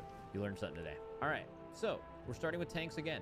What is the tank you guys would like to add? I will pull all the tanks. You can choose one. Okay. What tank? I will put Brew. I'll put Blood Decay. I'll put Guardian. I'll put Vengeance. And I will put There's like multiple other tanks, but I'm just gonna leave out Prot Paladin because I haven't seen a single person type Prot Paladin yet, so I'm just gonna put Prot Warrior instead. All right, pulls out. What is the first tank you guys would like to add? Okay, I'm seeing. Wow, Brewmaster and Prot Warrior are both really, really fucking close. Okay. Looks like Brewmaster is going to win pretty handily. Okay, so chat wants to add a Brewmaster. All right, now that you guys have added a Brewmaster, we will ask the question of the second tank. But before we do that, I want to ask you, do you guys want to add Brewmaster and leave it at that? Or would you like to add Brewmaster, but now that you've done that, would you want to remove Windwalker and pick another class? I'm going to do that poll right now. You back yet? Actually, after this poll ends, I will do that. All right, I'm seeing a lot of people type Feral, so I'm going to try to save one poll here just in case it's actually what you guys want. So you can actually say no to this, it's fine, but the question will be, what do? And the response will be, keep, brew, remove Windwalker. The second option will be do nothing. The third option will be keep, brew, replace Windwalker with Feral. And the other one will be actually the do nothing and replace Windwalker with Feral, or replace Windwalker with chat vote. You guys can say replace Windwalker with chat vote if you just want to actually vote it out instead of literally do Feral. A lot of you guys are typing Feral, and there is a need for a Druid buff right now, so I just want to potentially save a vote if that's what you guys want to do. Okay, so it seems like 60% of you are in favor of specifically removing Windwalker Monk for Feral Druid. Okay. And the good news is, you guys actually get a little bit of a pass. We don't have to say it's a Feral Druid because any good player that's playing Feral or Moonkin in your raid can play the other one. The only thing you have to get is like a weapon and trinkets, so you can actually cover both, the same as any other spec. You can also say the same about Enhanced Shaman. So we'll just put Druid there. So in the case where the balance changes and for whatever reason you want the other spec of DPS Druid, this counts, right? Or should that count? Actually, fuck it. I'll make it harder on you guys. You want Feral. And also, could we agree that a DK player covering Frost and Unholy is not the same as a DPS player covering Enhance and Ellie? Or a Hunter player covering Survival and BM? Like, the melee to ranged swap is way fucking different than playing two specs of the same role, I think. Okay, so, chat. Now we have removed Windwalker and added Brewmaster, which again, everyone in chat at least type that you have learned the lesson. You can say this by saying amen, and that is that you are now repentant and you understand that when you're making raid comps, you always select melee before tanks. And you can use this session today as a exact example as to why you don't do that. A lot of amens. All right. Thank you. Everyone, at the very least, whether you got this right or wrong, you at least learned something today. Tanks first always. Oops, spotted the tank player. Very weird. Okay, we have one more spot. We can make some other alterations, but you guys do have to vote for your second to last tank here. So, what tank? I'll put Prot Paladin in there because I think I can remove Guardian because you guys chose to. I mean, maybe you want a Guardian. I mean, why would you choose to? Yeah, okay, never mind. Yeah, I'll just do all of them a Guardian. Bloody K, Prot Warrior, Prot Pal, Spell Warding Angle. What are the other two? The fuck am I? I'm blanking. Second Brewmaster, I suppose, or Vengeance. There we go. Looks like Blood DK is going to win. Prot Warrior is second. So I have a question, chat. If you guys really wanted Brewmaster there, I guess you wanted it to be your buff. But if you really thought Brewmaster was that good, why wouldn't you run two of them? Right? Just for the sake of argument. I just want to hear what you think. Only need one buff. It's a waste, okay. Because Windwalker is beans everywhere else, okay. Want different utility toolkit. Okay. I wonder if I gaslit you guys earlier when I said there would be two sides in P2, and if you ever needed grips, it would be because of P. I definitely gaslit you, I think. Because, like, I mean, it is true. You would only ever need grips on Ansurek and P2, I think, right? Unless they change something. And if that's true, you would need them on both sides. They're most likely identical or very similar sides. So if you needed one on one, you need it on the other. And if you didn't need them at all, you wouldn't need any DKs, right? So it's either like on that fight, you would either bring 2 or 0, unless one of the specs was randomly overperforming and you brought it just for damage or its tankiness or something. Okay, so Blood DK. All right, chat. Take a second to review your comp. Is there anything here that gives you the heebie-jeebies? You will have a chance to update this when they do new tuning. But is this what you guys like? Is this that good shit? What do you guys not like? Get rid of one Evoker, swap Enhance for Ellie, balance better than Feral, go second Warrior, go second Warrior. All right, I don't see a lot of one thing. I think the thing I see the most of is that people are not happy with the Priest pick and people aren't happy with the second Warlock pick. So I'll just, I guess, I don't know how I do this. I'll just do 2 individual polls. So Warlock, second Warlock, or repick spec. Are you guys happy with second Warlock, or do you guys want to reselect? Okay, it looks like the vast majority of you want to repick. My question is, why did you guys pick second Warlock so early if you want to repick it now? Is it just that you needed to see the whole comp, like, form for you to see it, or we didn't? Well, I mean, you did. We didn't pull that. It was the vast majority of selection. When I picked second lock, it was being said before, like, almost everything after second mage. It was, like, instantly that. Okay, so second Warlock is removed. All right, now you guys have to pick this spec. So now we are back to 1 Warlock. What do you guys want instead of the Warlock? Let's see, I'll do a poll. I just need to see what you guys type, though. So I'm seeing second Warrior. I'm seeing Windwalker Monk. I'm seeing third Mage. I'm seeing second Rogue. And I'm seeing Ret. Those I think are the most. Let me look at it for a few more seconds. Yeah, that's the most. Okay, cool. Sending it. 1 minute. What do you guys want? What's the new class? Ooh, it's very, very fucking close, actually. Holy shit. It is so close. I mean, to be fair, this one should be close, right? Like you're picking the 20th raid spot. I can tell you from experience, even when you are using the narrowest of margins at the very highest level, it is a very hard decision. Like, there's reasons you could bring pretty much anything. And also, a lot of you guys are going to be upset with whatever wins this poll, because no matter what, 70% of you are going to be mad because the winner is going to have right around 30%. Which is kind of the point. You have to come to a conclusion, right?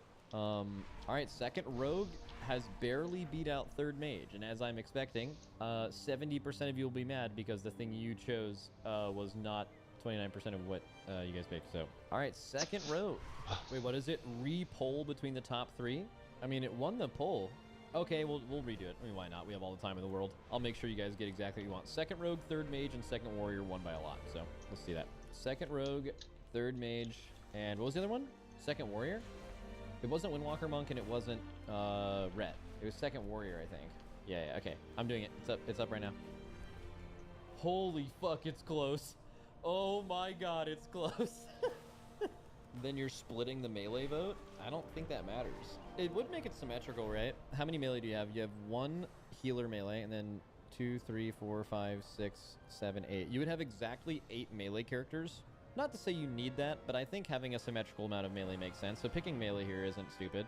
Bro, how is it not a third mage, chat? Well, I mean, if I'm gonna guess, it's because a lot of you guys are picking historically, right? This is a very historic looking raid comp. Like, this is pretty similar to what you run like all the fucking time. I think, I don't, like, if you think about it, running 3 of a spec in current raid tuning is like really hard to do. Like, when have you done that? Since there's been this many raid buffs, right? Since Dragonflight, when have you run 3 of a spec? Have you? Since you've had 15 raid buffs? Like, Rogue was fucking insane last year. Could you have run 3 on the last boss? Yeah, but like, you didn't. That even goes to show like how hard it is to actually like how much better. Here's the reality. How much better a class would have to be than the next best spec in the game to confidently run 3 of them and not want a different profile is very, very hard to do. Like, for example, even in cases where there has been an objective best class in the game, it can hurt you if they have too distinctive a profile. Perfect example, Fire Mage, Eternal Palace, right?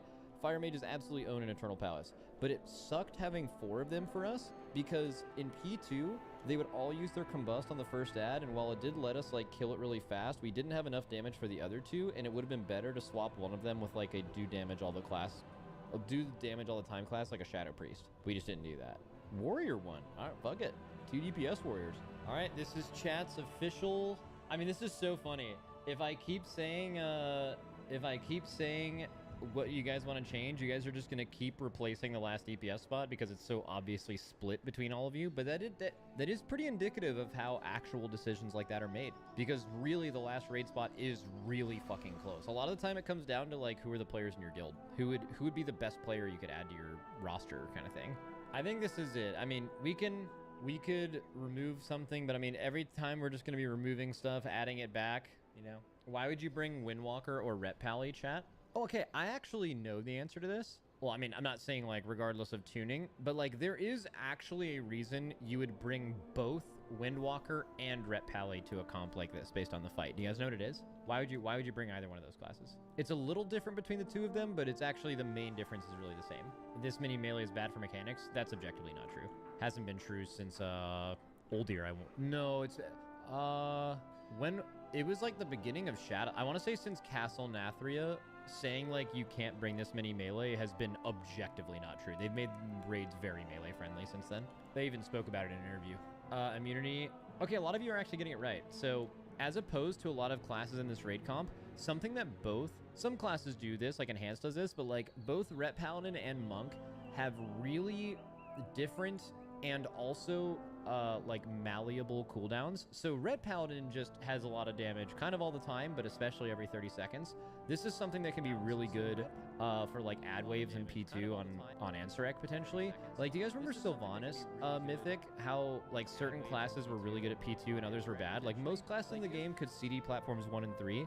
So because of that, you weren't really interesting and you weren't a good class if you could do that because everyone else was doing it. You didn't need help on 1 and 3. And if you were another class, just using them on 2 would be a waste. So like you needed a class like Unholy that had like Dark Transformation every single boss burn and every single platform. That was super value. Windwalkers had the ability to move their cooldowns around in progression to like fix what the group needed, and that changes depending on your raid group. That's something that Windwalker and Ret can both do really well. Ret doesn't do that as well as Windwalker, but Ret has like really, really strong externals. So like adding a sack from a Ret Paladin, a famously unkillably strong DPS spec, can be insanely good on a fight with really hard-hitting targeted dots or like really gibby lethal like single target things on people. Like Razageth, getting the mechanic in P1 Razageth where he had to move out. Like, dude, having extra sacks for that is so fucking insane. Bops for specific fights with physical bleeds and stuns and stuff like that is really good. So like, I'm just trying to throw some things out there as like why people are saying you would want a Red or a Windwalker. It's totally fight dependent, but like certain classes do that way better than others. Chat is saying, or one person in chat is saying, we want Holy Priest. It has OP CDs over Prez of Ogre. Is that true, chat? Do we want... Okay, I'm pulling that. Healers. I think the only one that's up for debate is Prez. So remove Prez, repick, or keep Prez. Polls out. All right. A vast majority of people are saying keep Prez. All right. Chat gets what it wants. So what's your healer comp, guys? How does your healing comp work? Remember how I before told you needed like a spot healer, you needed like a ramp healer kinda, and then you just needed like total HPS? So who's your spot healer in this comp, chat? Paladin. That's been true historically. Is it true now? Yes? All right, cool. So you guys think Paladin's your spot healer. Who's your ramp healer? This is actually a chat IQ test. Got it. Disc and Prez. Okay, so you guys got that right. So Disc and Prez both... There's different playstyles for Prez, but definitely like majorly overwhelmed by the style of ramp. So then if you don't have... So if you have 2 ramp classes, 1 spot heal, that's worked before. That's what you did in Vault of the Incarnates. That's what you did in Last Raid of Last Expansion. That's what you did in Sanctum. You ended up running... Oh, dude, remember Sanctum, actually? Sanctum was one of the weirdest healing comps ever. It was 2 Ashen Hollow Holy Paladins and 2 Disc Priests. So your gameplay was actually balancing 4 ramps. You just had, like, you had like Kyrian disc ramps and Ashen Hollow soloing raid healing at different times. That was like the weirdest healing tier ever. And you guys think Shaman's your raw HPS healer? Yeah, you could look at that a few different ways, right? Because like if you actually didn't feel that Shaman was the high HPS healer, you could argue that it's there for Vigor. It's not really there for a raid buff because you guys seem pretty happy with Enhance. But it's interesting if you guys, how you feel about Disc. You've put Disc there historically, but because you added Disc before Shadow Priest, if you're actually sold on Shadow Priest, you actually maybe don't need a Disc. So because Disc and Preservation are both ramp classes, you have to ask yourself why you wouldn't run 2 Discs or 2 Preservation, right? Wouldn't you potentially run the best one of both of them twice? It's another way to look at it. I just want to ask you guys why you think you would do that. PI. You want PI, you want 2 PI. Okay, tell me why you want 2 PI. How powerful do you guys think PI is nowadays? Just make up a number. If you are PIing another class, how much percentage damage do you think you give to them over the course of a fight? Make that up. 5%? Interesting. So do you guys think 5% of a DPS's damage would swing things in regards to healer balance? as far as how much healer damage they do in between each other. The percentage damage is not relevant over the fight, it's the burst damage. Okay. The morale buff. Max, to be fair, what is the best spot healer at the moment? I would swap them for disc. I don't know the answer to that question, unfortunately. Good try, though. What does ramp healer mean? It means a healer whose power is defined by their ability, either through one or multiple cooldowns, to solo heal a ridiculous amount of damage with just their cooldown. And there's like a lot of preparation and setup that goes in. Well, there's varying amounts of setup, actually. But it's like the ability to like do crazy healing, right? Like I would say a ramp healer's healing profile, just totally making this up, is this. It's like a ramp healer looks more like this. Like this is the timeline of the fight. Their healing's like very little, massive, very little, massive, very little, maybe like a little mini ramp, big massive thing, huge fucking spike. That's like what a ramp healer kind of looks like. And then a spot healer kind of, well, totally depends on the fight, but like it's just kind of more static. They have like a cooldown window, but it's like a little higher all the time, right? Something like that whenever they use their CDs. And then like the high HPS healer, there's been varying different versions of this, and they do have cooldowns, but they're just kind of just like, they're not up here. They're like all the time, they're like just here. And these things work well in conjunction with each other. You don't, if you had a bunch of these, it would be hard to plan around, right? Like it was in Sanctum. So you want like some of those, you want some of these, you want one or two of these. It kind of depends on the raid. I would say healer balance is usually unique enough to a specific tier where sometimes you can convince yourself to run more or less of each one of those things, but you know.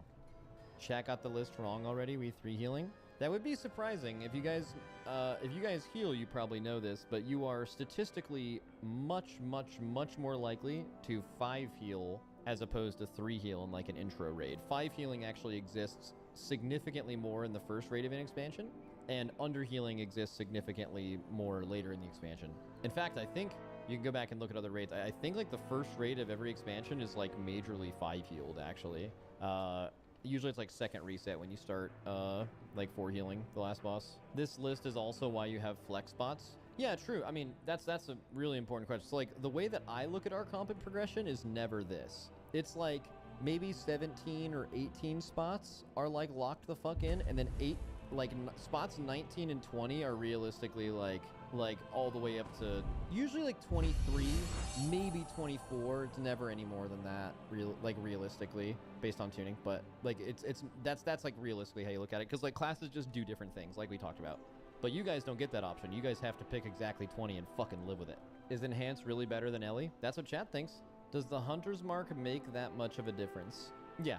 I mean, Hunter's Mark is weird because it's a raid buff where you can kind of just apply... You could just quickly look on logs and just apply the extra damage they're doing to their damage to see how much they're actually benefiting you. But it's pretty good, yeah. There's a lot of common misconceptions. People are like, well, if the damage that you do in the first... So here's what the Hunter raid buff is. Hunter's Mark makes your raid do 5% more damage for the first 20% of the boss's health. So from 100 to 80%, you would do 5% more damage as a raid. But there are some bosses where the damage you do in P1 doesn't translate to the damage in like P3 or like the end of the fight, right? So like some famous fights like that are like Castle Nathri, like Denathrius or Razageth. But I think what a lot of people are missing is, I don't think that means that Hunter's Mark is bad on those fights. It's certainly possible that Hunter is ever tuned so low that even when you add basically 1% of the raid's DPS to their number, that it's still not good enough. It would have to be historically bad for that to be true. In fact, I don't think Hunter's been tuned like that in the last 10 years. That raid buff would have made them relevant on a like Sludgefest type fight forever. It's good enough, right? But even like I've heard people say Razageth. Like I think the fact that your damage in P1 does not generate any like positive difference to the enrage or like your damage in P3, but I still think it's important as fuck. Like, bro, if you had a Hunter's Mark on Razageth, could you imagine how hard P1 have been, which, by the way, was the hardest part of the fight, without an extra 5% extra damage? The amount of pushes we missed week 1 by just barely missing it and getting the 6th wins, oh my god, it would have been fucking insane. It would have been so fucking valuable. You would have been a lunatic to not bring a Hunter to that fight, right? If that raid buff had existed then. The only boss I can think of in the past 4 to 5 to 6 years is actually the relevant boss is Denathrius. I think Denathrius is the only boss where I don't think Hunter's Mark alone would have given them a raid spot, but in that tier, Hunters were already turbo fucking OP. You ran like 3 or 4 of them, so it wouldn't have mattered anyway, but ye. Sylvanas? Oh, you would have definitely brought him on Sylvanas. By that same logic, shouldn't Devastation's Mastery make it really good for progression? Yes, actually. If you getting out of P1 is by far the hardest thing and you have to make a P1 DPS check, think Razageth, think Blackhand, think like super important hard and rage P1s. They should, yeah. I mean, if Devastation is tuned well, then their mastery should put them ahead. It totally depends on tuning, but I mean, you could make that argument. But if like P3 is the hardest part, you can make the opposite argument. And more often, P3s are actually what's holding you back, not P1s.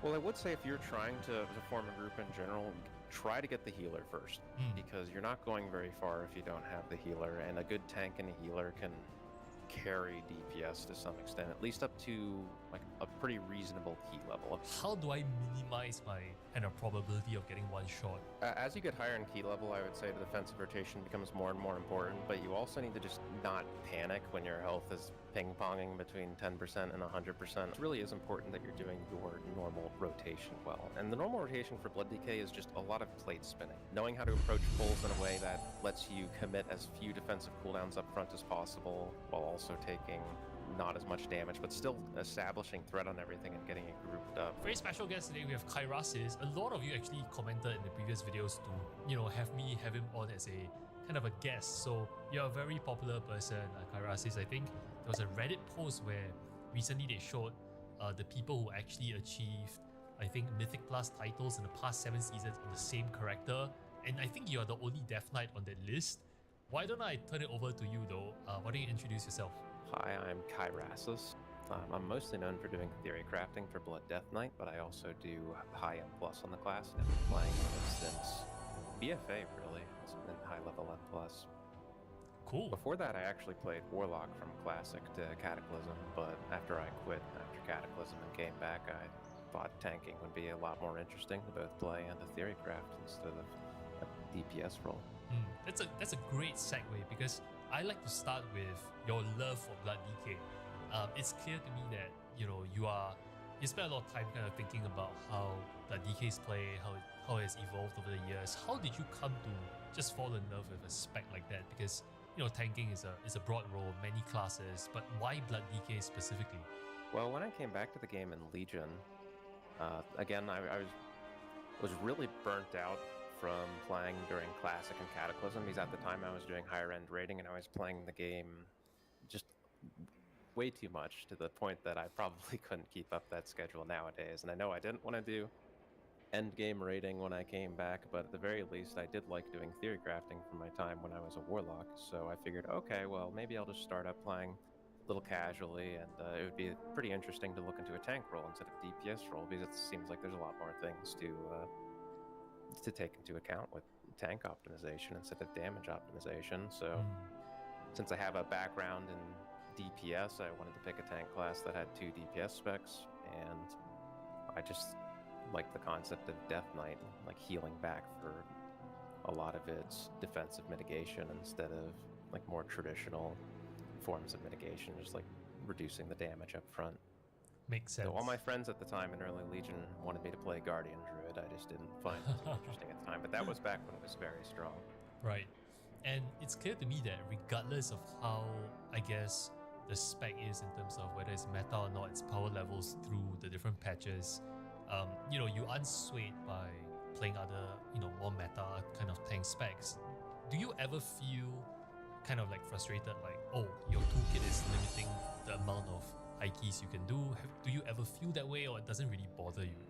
Well, there's 2 parts to that question. For one, there's definitely a difference between whether you're the meta tank or not the meta tank in Mythic Plus. Like if you're coming in and as Blood Death Knight, let's say, and BFA Season 1 or at the end of Shadowlands, like You just basically need to show up and a group forms around you, but you need to put a lot more work in if you're an off-meta tank. You have to go out of your way to play a good amount of time and to network with people to actually put a group together. Right. Just because you have a little bit less market value and you're not meta. Mm. But as for your other question as to why I stick with it, I was never really much of an alt person, and I'd really gotten into Death Knight so deeply throughout Legion and BFA that if I ever played another class, I feel like it had to put the same level of upfront time investment into it, and I just never really had the time for that. Made sense. There's this bit that you just mentioned in your answer that I want to kind of dive deeper into. So you mentioned that playing something that is off meta. Sometimes I guess it comes to you taking the initiative to kind of form groups and just find people to play with. What's your kind of philosophy, your approach towards pushing high keys? Because again, you've gotten titles for so many seasons now on Blood DK. Do you have like a core group of friends you play with? How did you find people that are willing to play with you as a non-meta tank? Like, what's your approach here?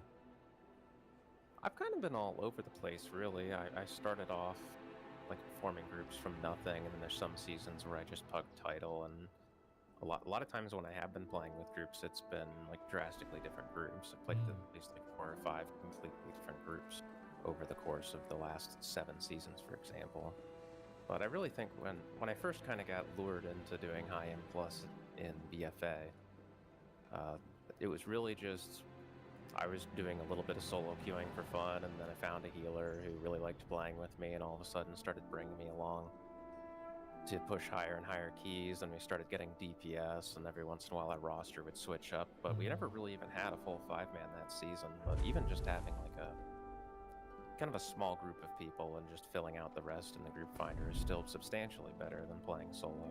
That's super cool. That's good advice. So you kind of started finding 1 or 2 key person in your kind of friend group, and it just expanded with time. And I think that's a great advice in terms of like networking. A lot of people say the same thing. Earlier in your response, so you also mentioned kind of you're not really an alt person. You got super deep into theory crafting for Blood DK. And I remember seeing a post made by you, I think it was on Reddit. It was a kind of like a comprehensive, super long like write-up on like Blood DK, and it was almost like a Bible of sorts. And I remember there was even like slides that I think you made. I think it was in your videos. Tell us more about that. Like, you really seem to get into the weeds, and you enjoy doing so, getting into the weeds and the theory crafting behind Blood DK. How did you start? Are you a math person by nature? Like, yeah, how did you get into this entire thing? Well, I'm very much a math person by nature, and as I told you in Legion, I wasn't even really pushing M+. I was just playing very casually. It's like working on some smaller projects, like messing around with my UI, but I was also, for the most part, just doing a lot of this theory crafting in the background on Blood Death Knight, because that's what I found enjoyable. I was playing the game a little bit, yes, but I was spending a lot of time off the game just mapping out a bunch of things, and I was just doing it for my own information to start. But I think really by the end of Legion, and especially in the BFA, I realized that there wasn't really a lot of people out there doing in-depth theory crafting work for Blood Death Knight at all. Apparently a lot of them had retired around Legion, and no one had really filled the void for that. So at the end of BFA, I started organizing all the theory crafting information I had and started putting out an advanced guide for Mythic Plus for the specialization. And since then, I branched out into like some YouTube videos as well on different topics. That guide is by far one of the most comprehensive stuff I've seen for the spec. Just curious, like, do you have a math background by nature? Because you do get into very technical stuff in your videos, and I'm just curious, like, is it a passion for math, or were you trained in that field? I'd say it's a passion for math. I'm an engineer, so it's not like pure mathematics, but it does use a lot of it. That makes a lot of sense. And this is a nice segue as well, because engineers, they kind of love to solve problems, come up with unique solutions, and you have a very unique user interface that I've never seen before, honestly, and I've seen a lot of user interfaces, and my editor will kind of pull up your gameplay on screen here. So I'm just kind of curious about the rationale behind your UI. Can you kind of walk us through the logic behind your user interface? I can give you a quick explanation. You could make a really easy argument off the bat that it's not very user-friendly at all, but I had made this thing back in Legion as a side project when I wasn't really doing any high-end content, just for fun. I was saying, okay, what happens if I try to design a minimalist UI from the ground up with just trying to keep only the important information and trying to compact things as much as possible, and that's what that center block in my UI ended up turning into. Because in short, that has all of my cooldown and resource information, and then even some prioritization information as far as what I'm using. Just have my health bar front and center. A lot of the bars on the top and the bottom are related to utility abilities. The horde symbol and a bunch of stuff around there are all defensive cooldowns and consumables. Then you'll notice I have a bunch of icons on top of my health bar. And all of those icons correspond to a different ability, and depending on the color of the icon and where it is located, kind of give information on how it's prioritized relative to everything else.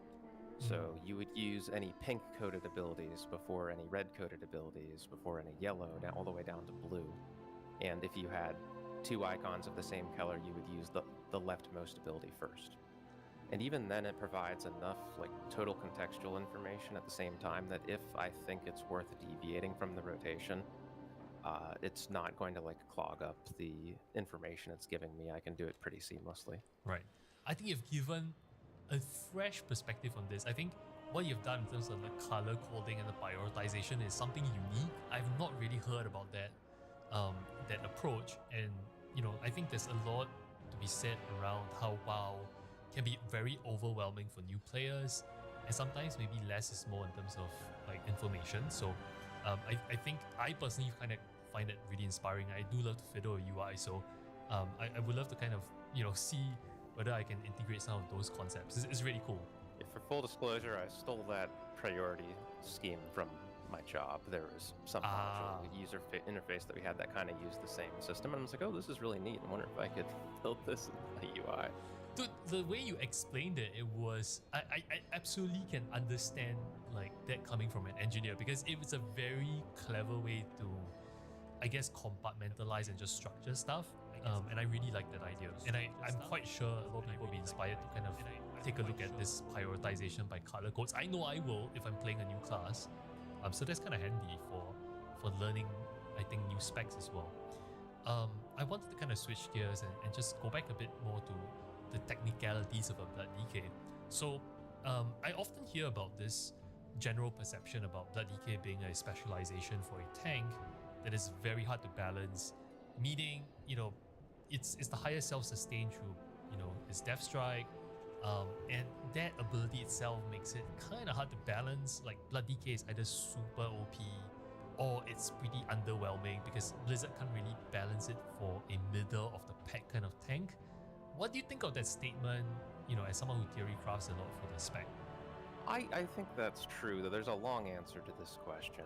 So when you're looking at a tank's survivability, it's usually made up of two traits. It's their overall mitigate.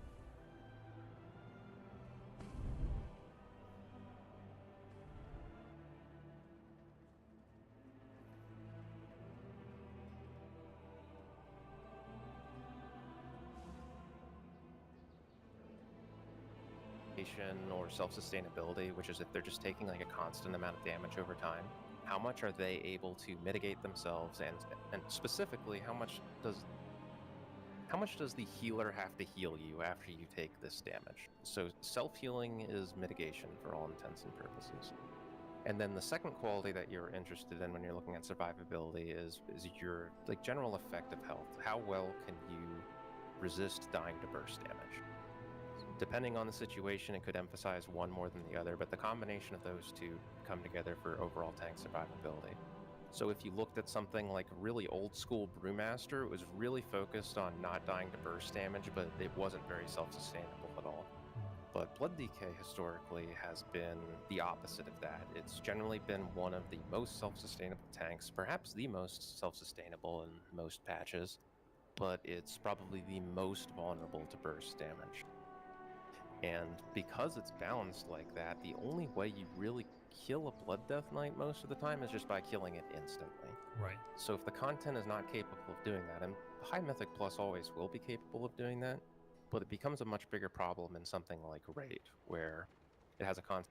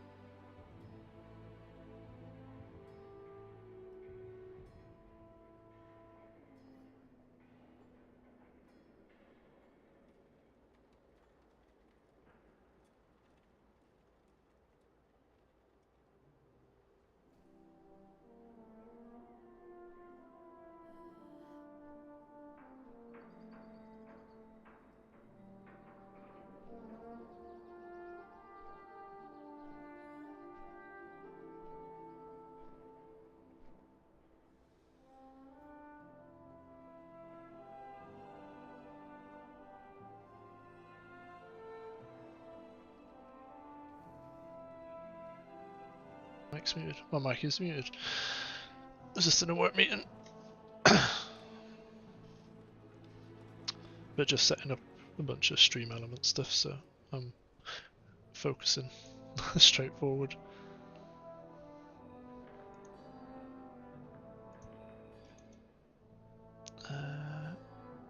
Jail Lodge.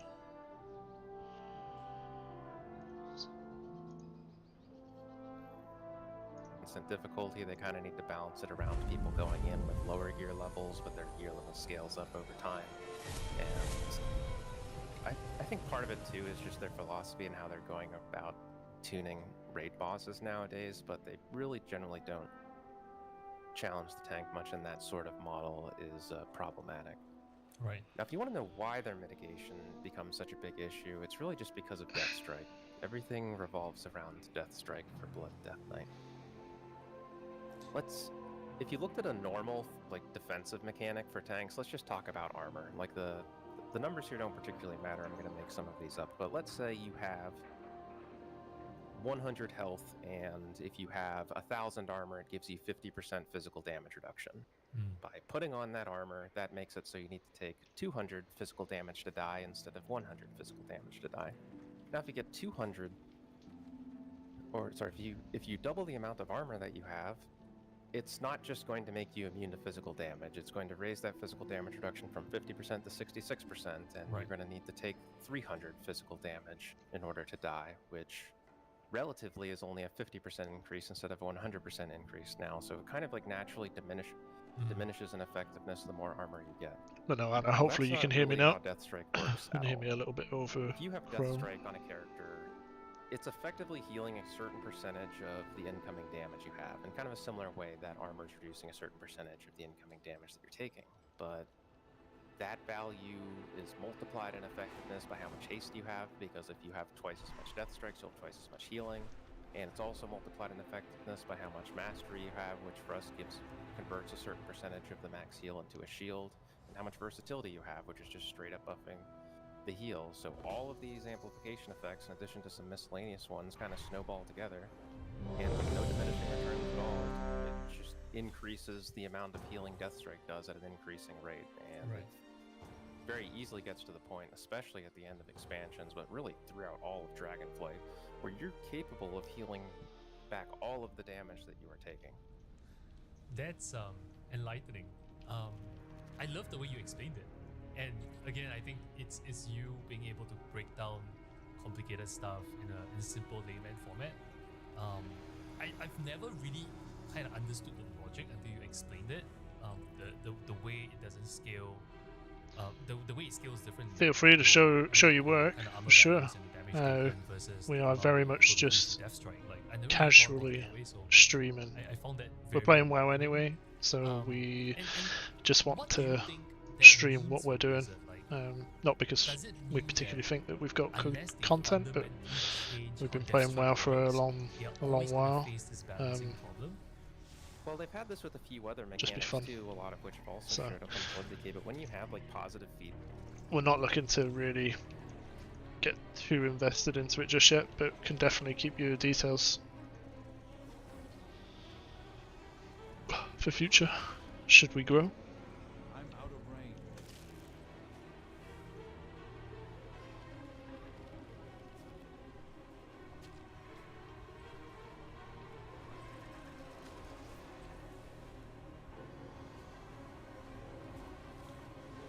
Switch to me actually playing.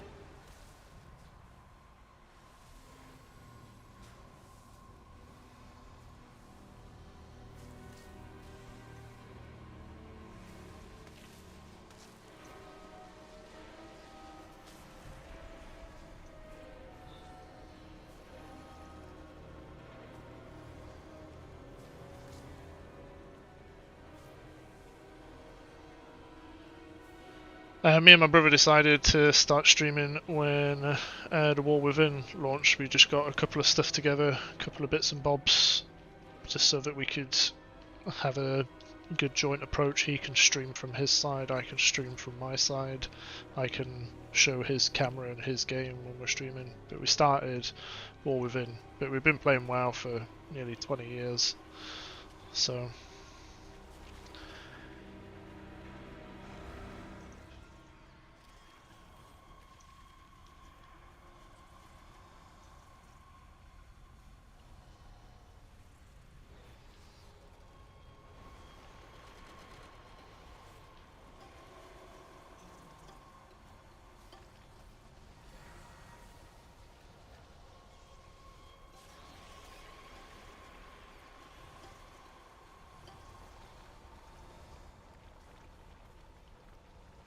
get closer.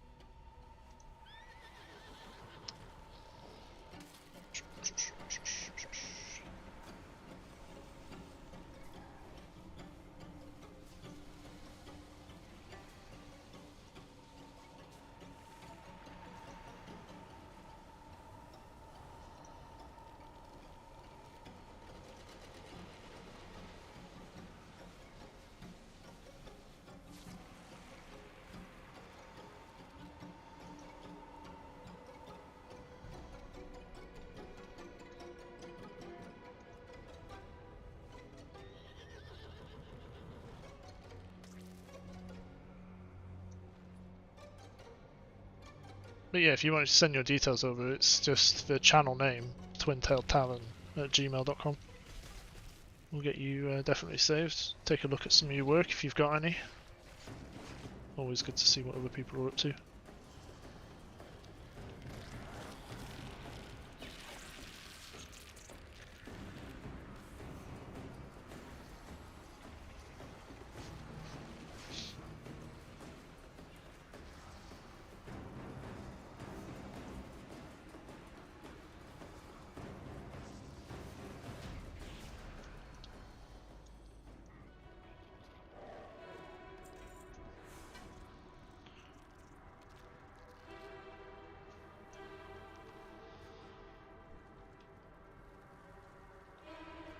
I think our Discord server is down below. If you join that, you'll be able to reach us. Otherwise, it's .vigil. Oh, what's that?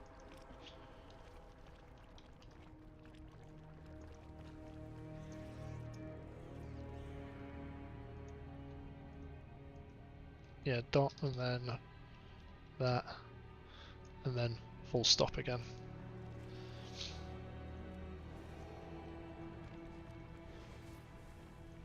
Twitch thought that I was sending a command, but apparently they start with full stop.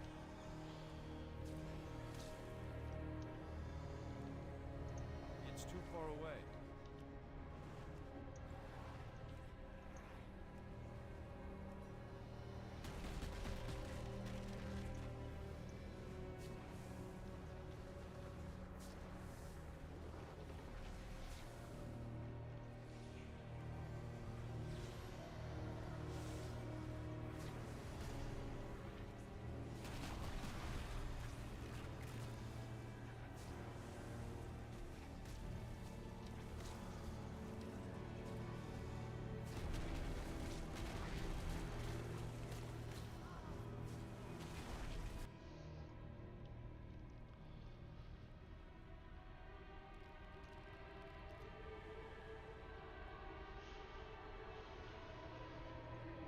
Well, we'll see.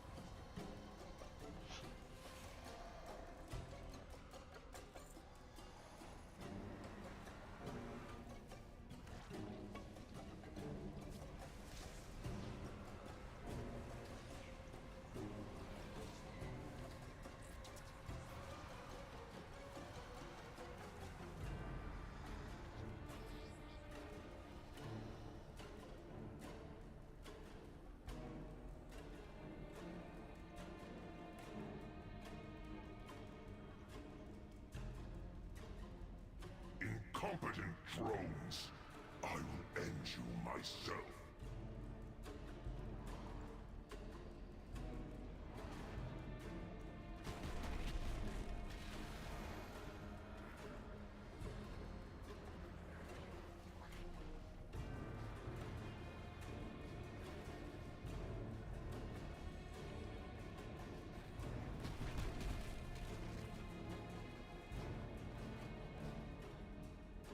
You'll falter my swarm.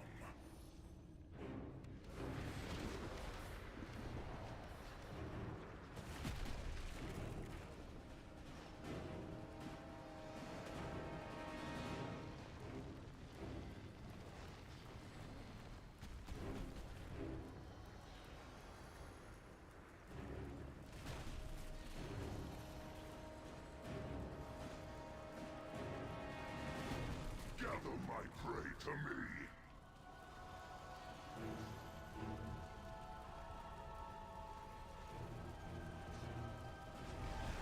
I'm out of range. My watch ends.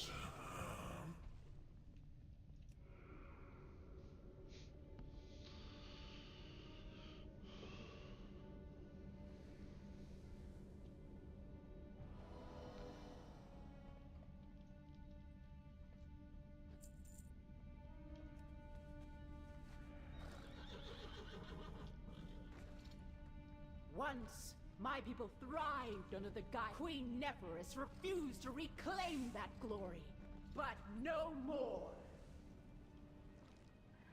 Ansurek and the Black Blood will usher in a new age for Ajkahet.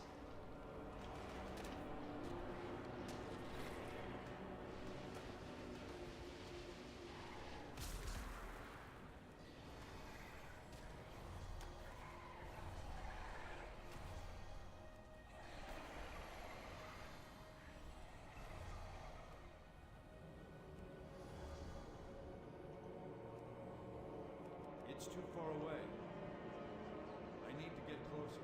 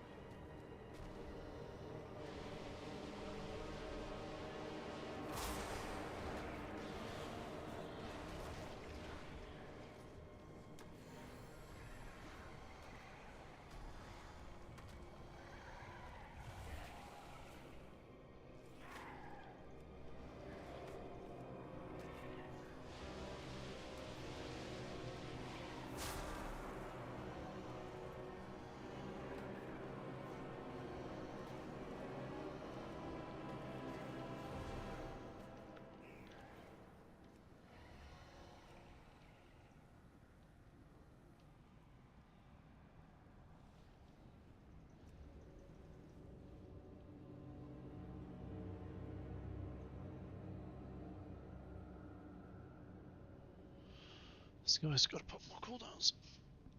The harvest will prevail! It's too far away.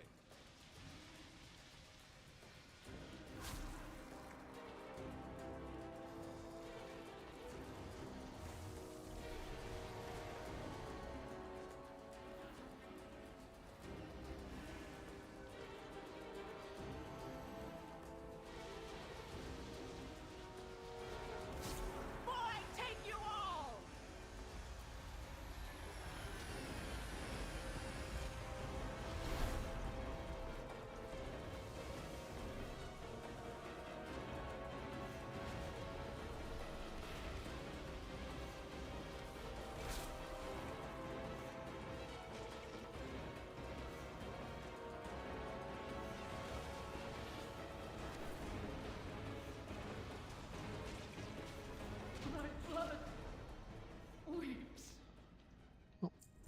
get out of that party because it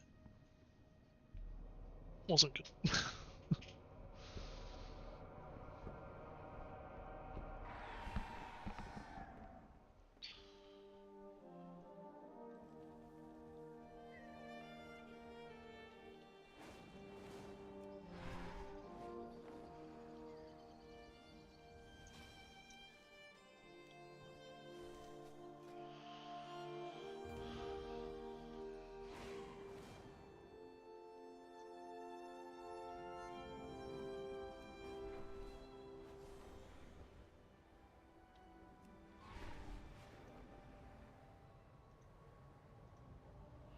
So Anna, do you have like a website or anything? Anything that just showcases your work? Or like stuff that you've done for other streamers?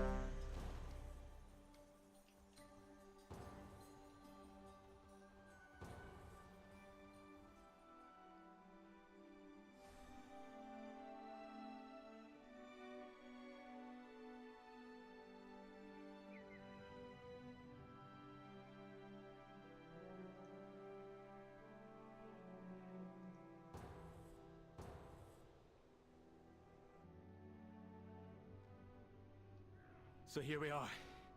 High Speaker Eirich. Or is it just Eirich now? He's fled from the Hall of Awakening into the Stone Vault. He's probably running like a frightened mouse. Wee sleeked, cowering, timorous beastie.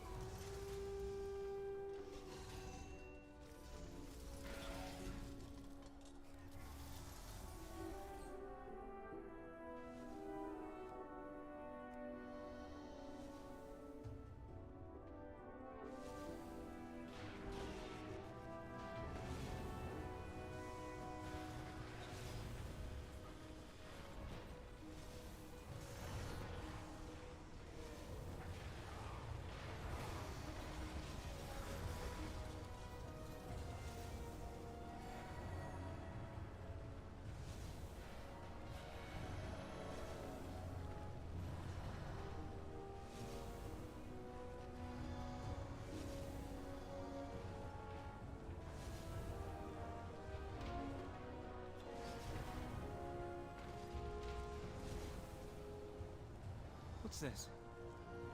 Is that golem fused with something else? Titanic earthen technology enhanced with magical augments. Brilliant. Activating defense protocols.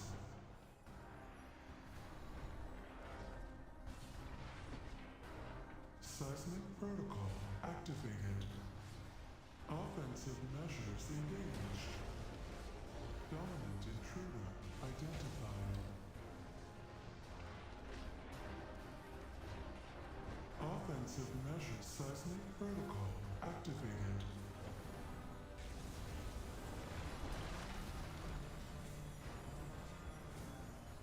Offensive measures engaged.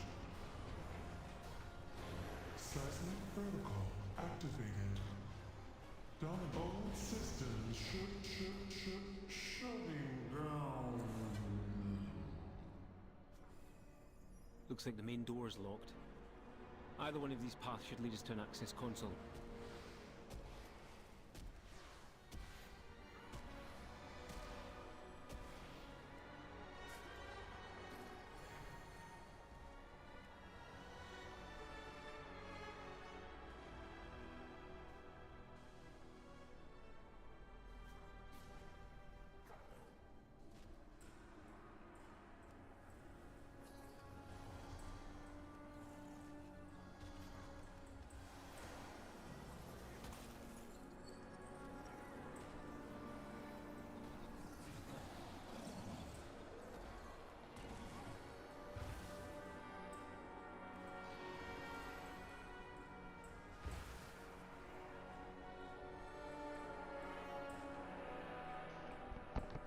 Oh, that was difficult.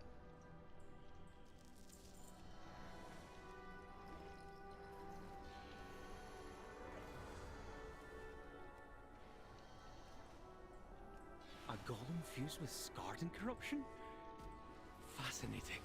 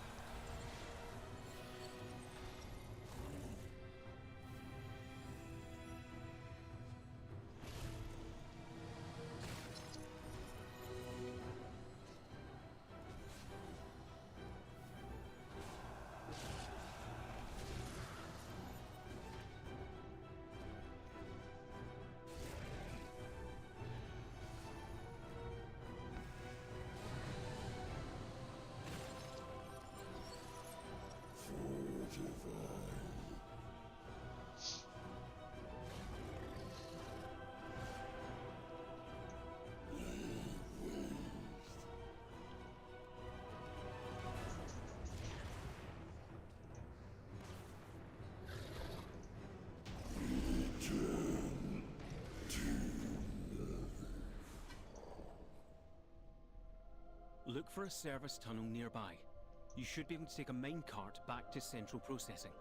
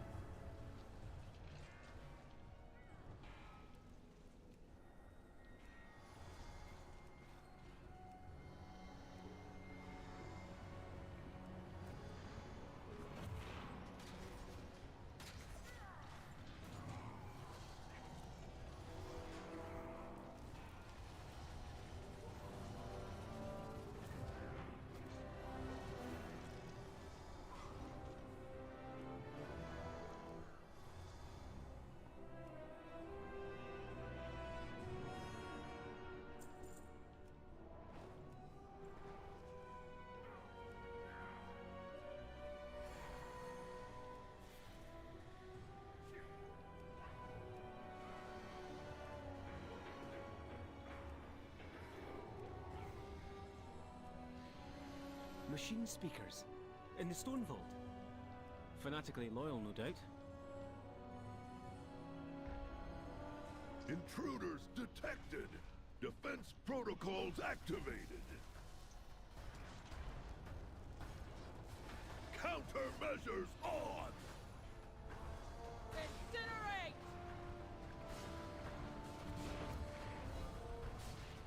Build it up.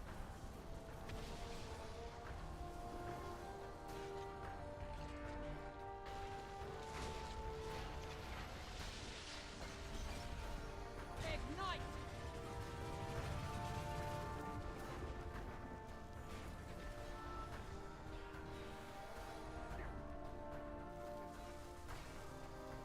Countermeasures on. Break it down!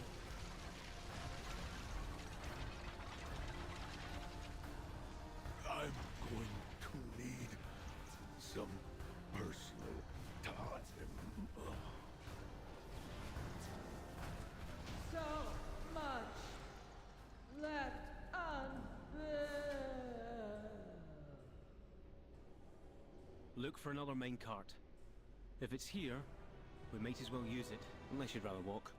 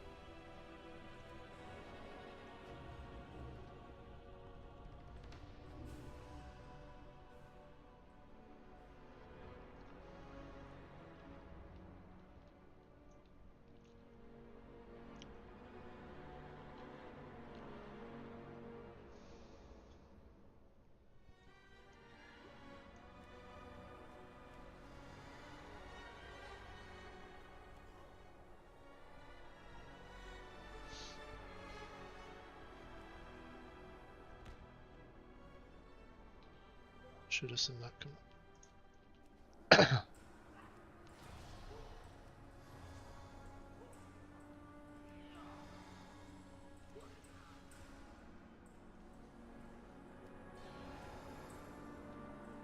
There he is. Look at him. Beyond saving. That seems like poetic justice, but let's finish this.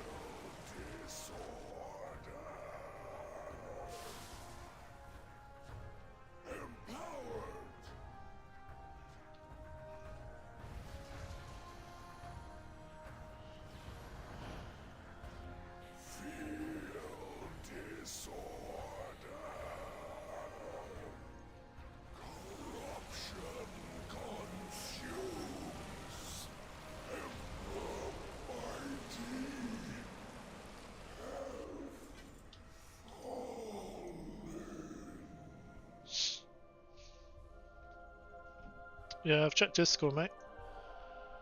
I've got nothing impending. Where did you put it?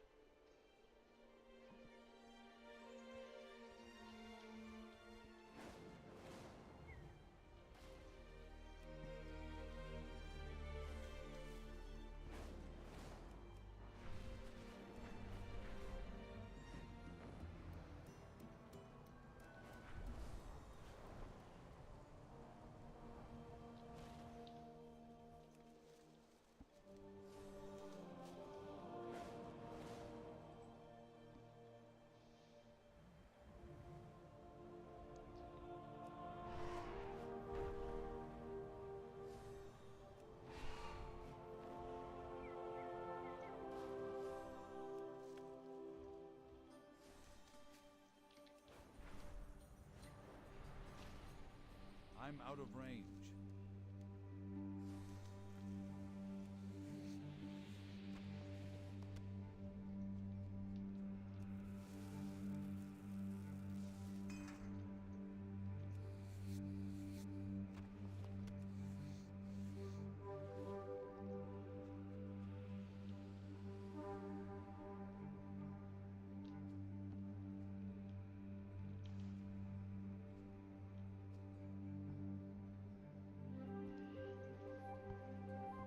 I don't know where I'm checking in Discord.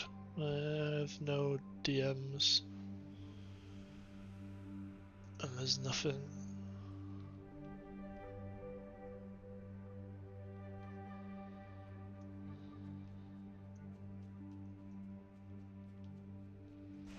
Which person did you send it to on the Discord?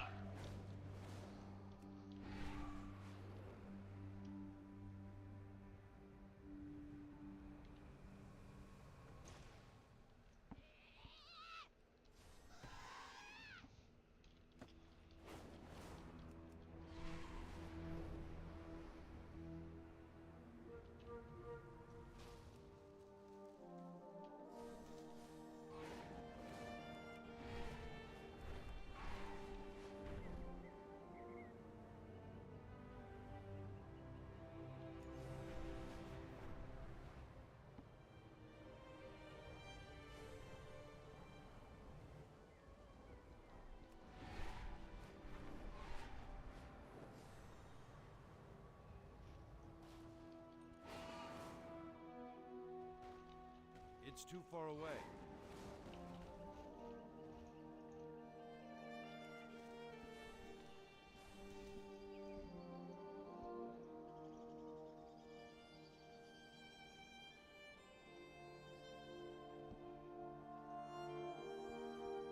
Can't see anything on Discord, mate.